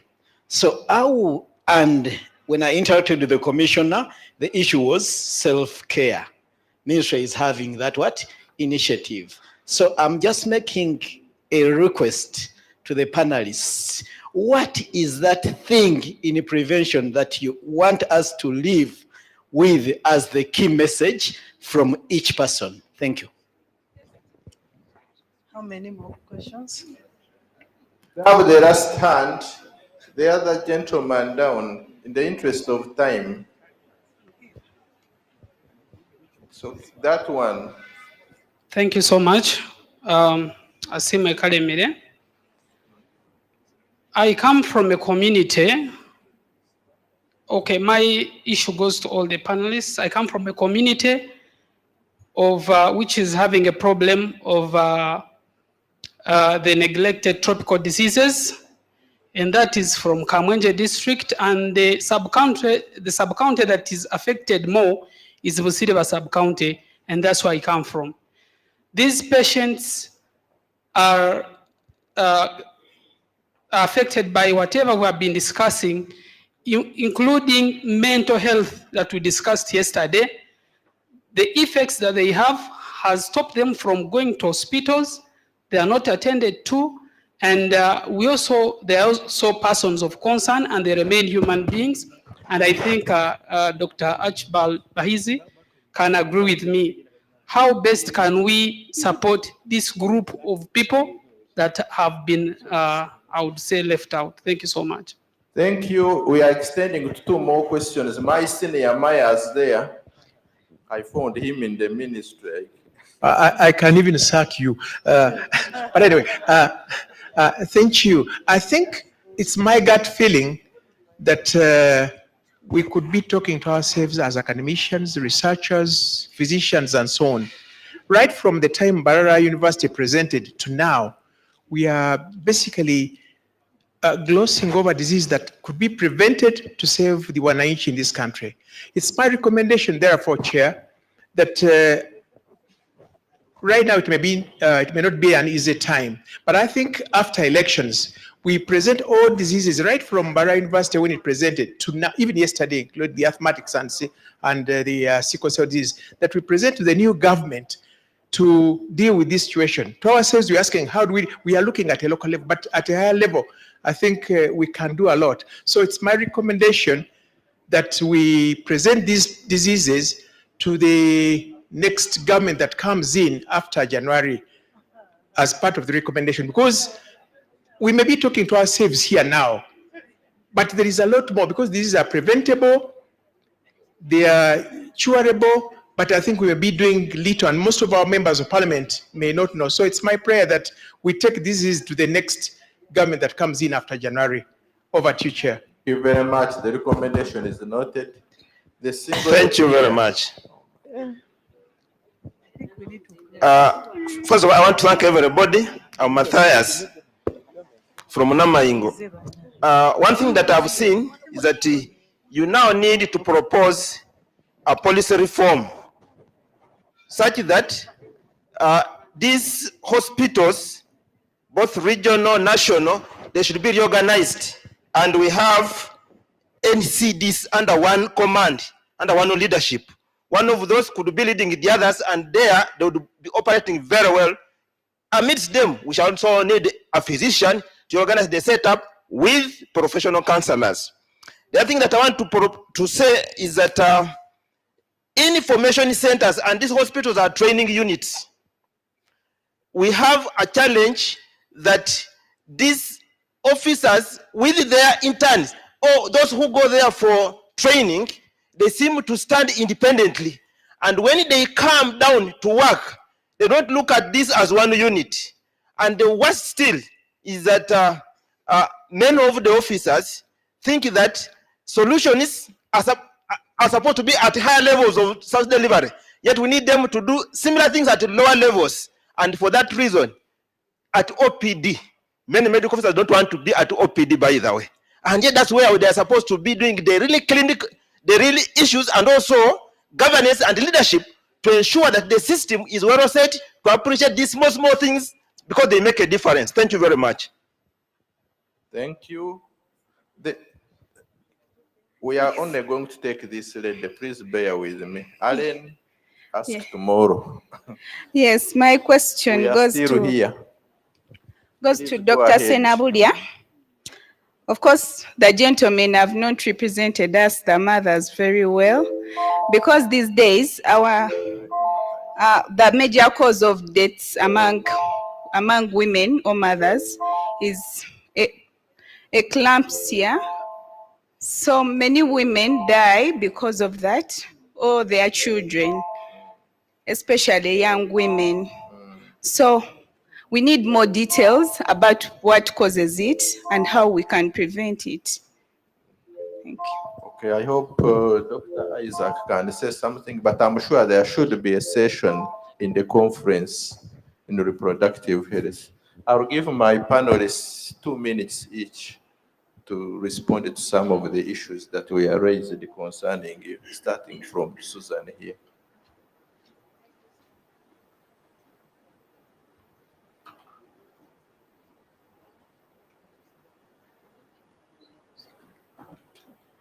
Thank you so much for the questions. About the choose, yeah, we've taken the lab to the community and we are working closely with the health promotions department to make sure they are well trained, because even that result down there should be of a quality result. So we are going slowly. The only diagnostics they have now is they do the BP and the glucose measuring, but we are going to train them to do more in rapid diagnostic tests like malaria, sickle cell, lipid testing, but we are going slowly because we really need to train them so that they are able to test right and also troubleshoot. But it's the way to go, and we are going to keep on increasing the scope of the tests they are doing as we keep monitoring them. About the precision medicine, we don't have data yet. We have the capacities to do that, but as I said, the reagents, but for those that are able to do via research, those people who can pay privately, they are actually doing it, because on the side of care, you see they've super specialized. We have to match the specialty they have to be able to do that test. They want to treat patients when they know exactly what they want to treat, but on our side, we've not yet got the reagents to be able to do that, but so we don't have data on the public side, but people are actually doing these tests in the private setting and also moving abroad. But slowly, and as we continue lobbying and getting resources, we will be able to collect all this data. Thank you. Thank you so much. Quite a number of questions came in, but I'll tackle, I think, 3. Lifestyle, we have to be exemplary. How I simplify it to my patients, what works for me, I give them. And then when I hear what works for them, I consolidate and I utilize, then I give back. So it should be a personalized and an experiential experience. So grow those nakati, you walk, you dig, don't sit a lot. Because if you not doing it, it's very hard to help them do what they need to do. But it's personalized. Let your children actually get it from you and you inculcate it. There are school programs that are ongoing. Sometimes when I go to the city over the weekend, some streets are closed to encourage us to walk. So many things we can do. I can't exhaust in this meeting, but let's think about them and implement at whatever level you can do something. The question about hypertension, can it be reversed? The answer is yes and no. Yes, if we know what has caused it. Interestingly, many people are stressed, they're worked up. For example, if you have a bad investment and you lose 200 million, that thing can cause hypertension, meaning that if you overcome that loan, the numbers will get better. But before they get better, we'll put you on medication. And I teach people even at lower centers. I tell them, we used to do chemistry, what we call titration. When that color changes, they were telling us, even in real life, that was a concept they were trying to show us. So even as you're managing hypertension, you don't write a prescription and then they go forever. The reason why they come back is to follow up. What is this medication doing? Am I controlling? And once it's controlled, observe. If it goes lower, you cut back, you titrate. And the mistake we make is they're on 3 drugs, it becomes normal, you stop. That's not being smart. Take them to 2, observe. Take them to 1, observe. And also look at the other factors that influence what they're going through. Their patients actually have put off medication because we found the root cause, we dealt with it, and then we keep monitoring them. Once you clear them that they are off, don't let them to be on their own. Let them come back. That's why the concept of self-care, self-management comes in handy. And I think I can tackle that comment about they feel okay, they go off medication. Tell them to regularly monitor because hypertension is asymptomatic and therefore the drive should be the numbers. I hope I'm clear on that. The last question was about eclampsia. So eclampsia, I mean, there are lots of literature that postulate what could cause it. So my response is simple. Let us invest in diagnosing it, in detecting it, because it's a medical emergency. And once we pick it, that is high blood pressure, proteinuria, convulsions. Don't waste time to cause a cough and ask, why did it come? The mother will die, the baby will die. Treat them, then when they are sorted, we can now try to find out these other things. Many times we don't know the cause. So the investment should be, pick it early. That's why when they go for maternity visits, a blood pressure is a must. Members from whichever health center you are, make sure that BP machine works in the labor suit. Let that urine dipstick be available. That strip is like 3K. If it means the mother contributing for them to have a dipstick, let it be so. Don't be said, oh, they tell us not to charge patients, they will die. That 3K can save a life altogether. They are convulsing, diazepam is available. Manage them, control the blood pressure, safe delivery. You would have saved a nation collectively because sometimes we get lost in the science, yet the real thing is before us. I submit.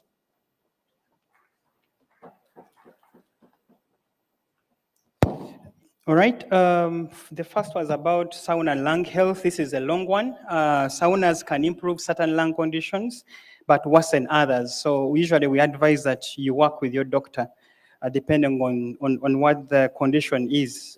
Some people actually can get a very bad asthma attack in saunas.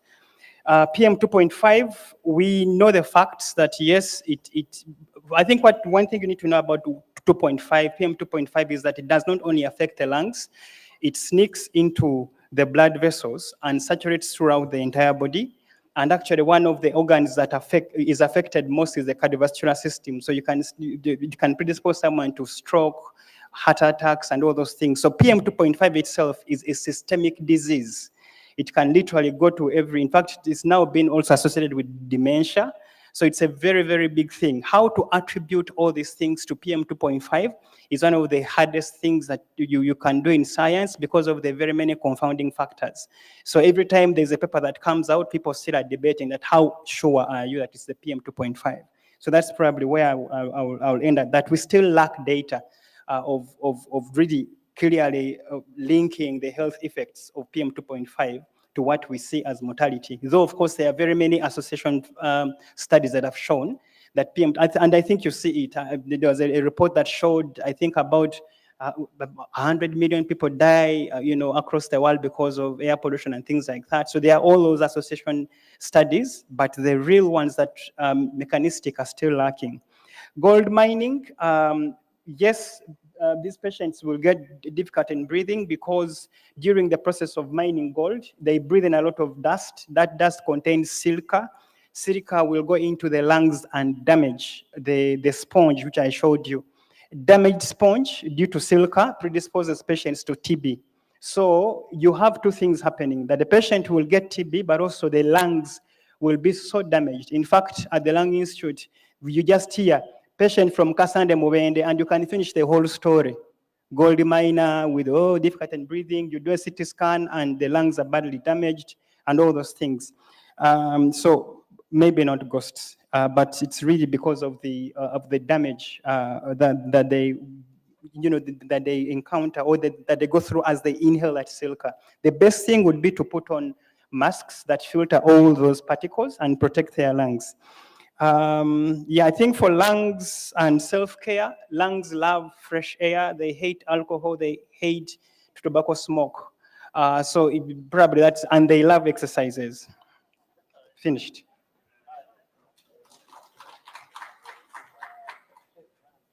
Thank you very much. I have many questions, but I will address three. One is the cost of cancer treatment. Different cancers are treated differently.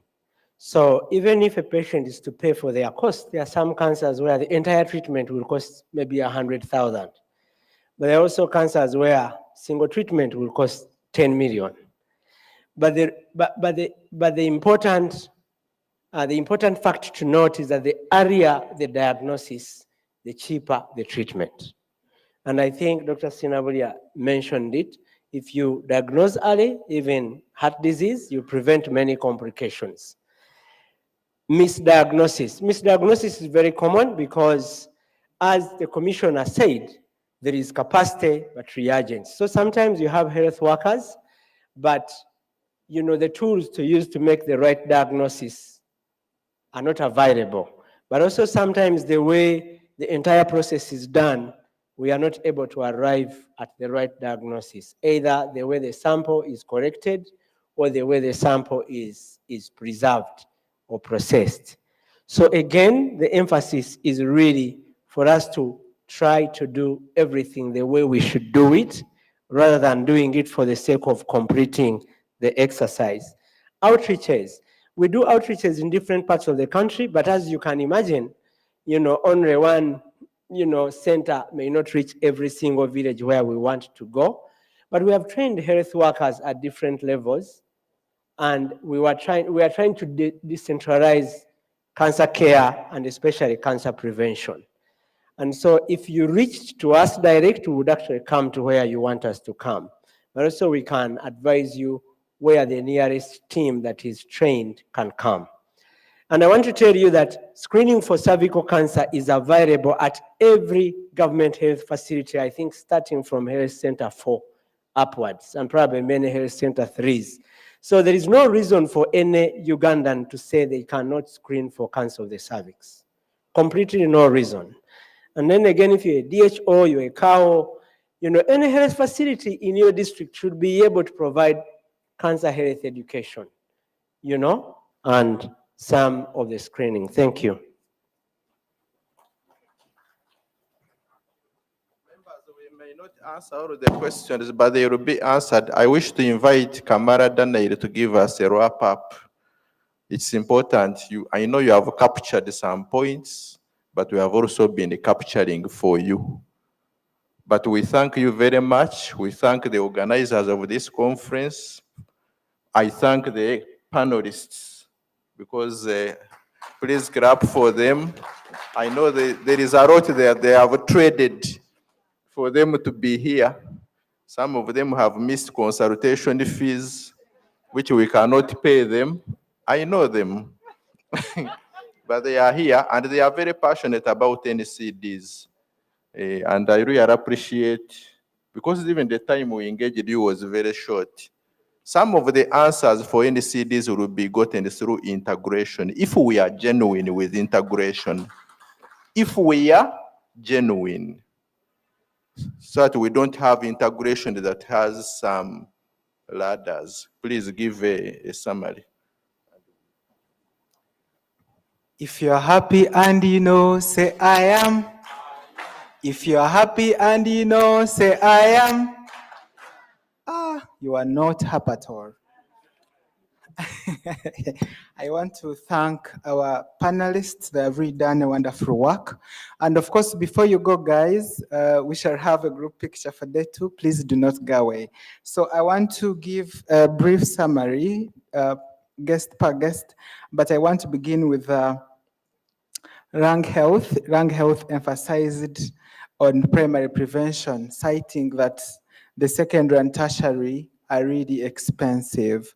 I ran to Dr. Noleb. He really defined cancer, which we all fear, which we said is the grandfather, and of course, kidney disease being a child, to the brother of diabetes and hypertension by Professor Karyasubra. So he emphasized screening, and he said that diet revision, being physically fit, avoiding alcohol screening is very important. Professor William Rumu, he gave us wonderful statistics of diabetes. Friends, the statistics speak volumes, but when you are part or among of them, it's when you pay attention. It's when you lose a relative. When you hear announcements, you are not concerned of other people, but when it's your relative, it's when you feel the urge. And he said that 32% of the newly diagnosed were lean. Their body mass indexes were below 25. So he said for you to be fully diagnosed, you have to be in the health facilities. He gave us key take-home messages that included increasing diabetes screening. And of course, he said that there's no difference between rural and urban settings. Dr. Senaria Isaac, he emphasized the need to ensure we focus on prevention and we guard our hearts.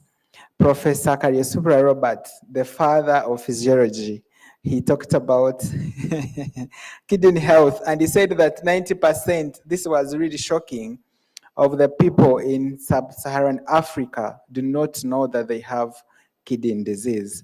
And of course, it calls us to the prevention which he classified individual, community, and policymakers.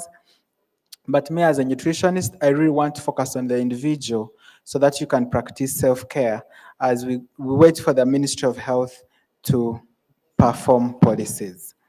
Dr. Susan Nabada, the Commissioner for Laboratories, she emphasized that the advanced laboratory technology and imaging has really helped us in identification of diseases, of non-communicable diseases and communicable diseases.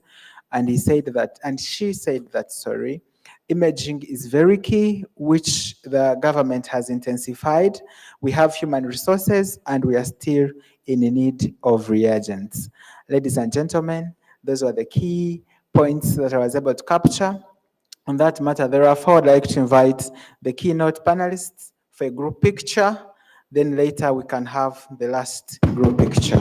I want to thank you. Okay, thank you very much. A round of applause for the whole team. We really appreciate you. Thank you very much for enlightening us. Please, I've been hearing from the team out here, the slides are very beautiful. Please leave them behind if you can. And we'll definitely have all the slides and we shall take the emails and share. And also the contacts of the different, you've heard the cow say, the contacts of the different people on those slides. Some people want to do some personal engagement. Dr. Mugabe said that they would be now already somewhere earning some money. This is the first place they can earn money. So thank you very much. Once again, a round of applause for the team. And tomorrow, for the next 3 days, they will be with us. So please do consult them and please make sure that the organizing committee of this conference gets a bit of the percentage of the money you're going to be giving them. Thank you very much. Thank you. The camera person, I'm told you're going to take a photograph. We are going to close for now. We are going to arrange this place. But we're also inviting you, for those who can make it at the poolside. We have a small evening together. You can join us for a drink or two, and as well as you prepare to get to your places of residence. Once again, thank you very much. See you tomorrow. The conference begins tomorrow. The conference begins tomorrow at exactly 8:30. Let's be here so that we can have a good time. Thank you. All right. For those who want to take a photograph, please take a photograph and have a nice evening.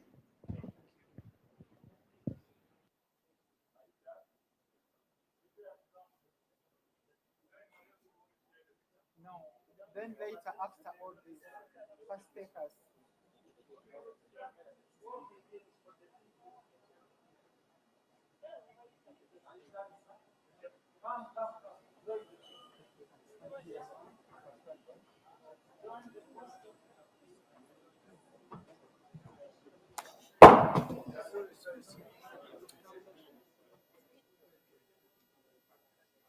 For those that want to join the photo with the experts, please come and join.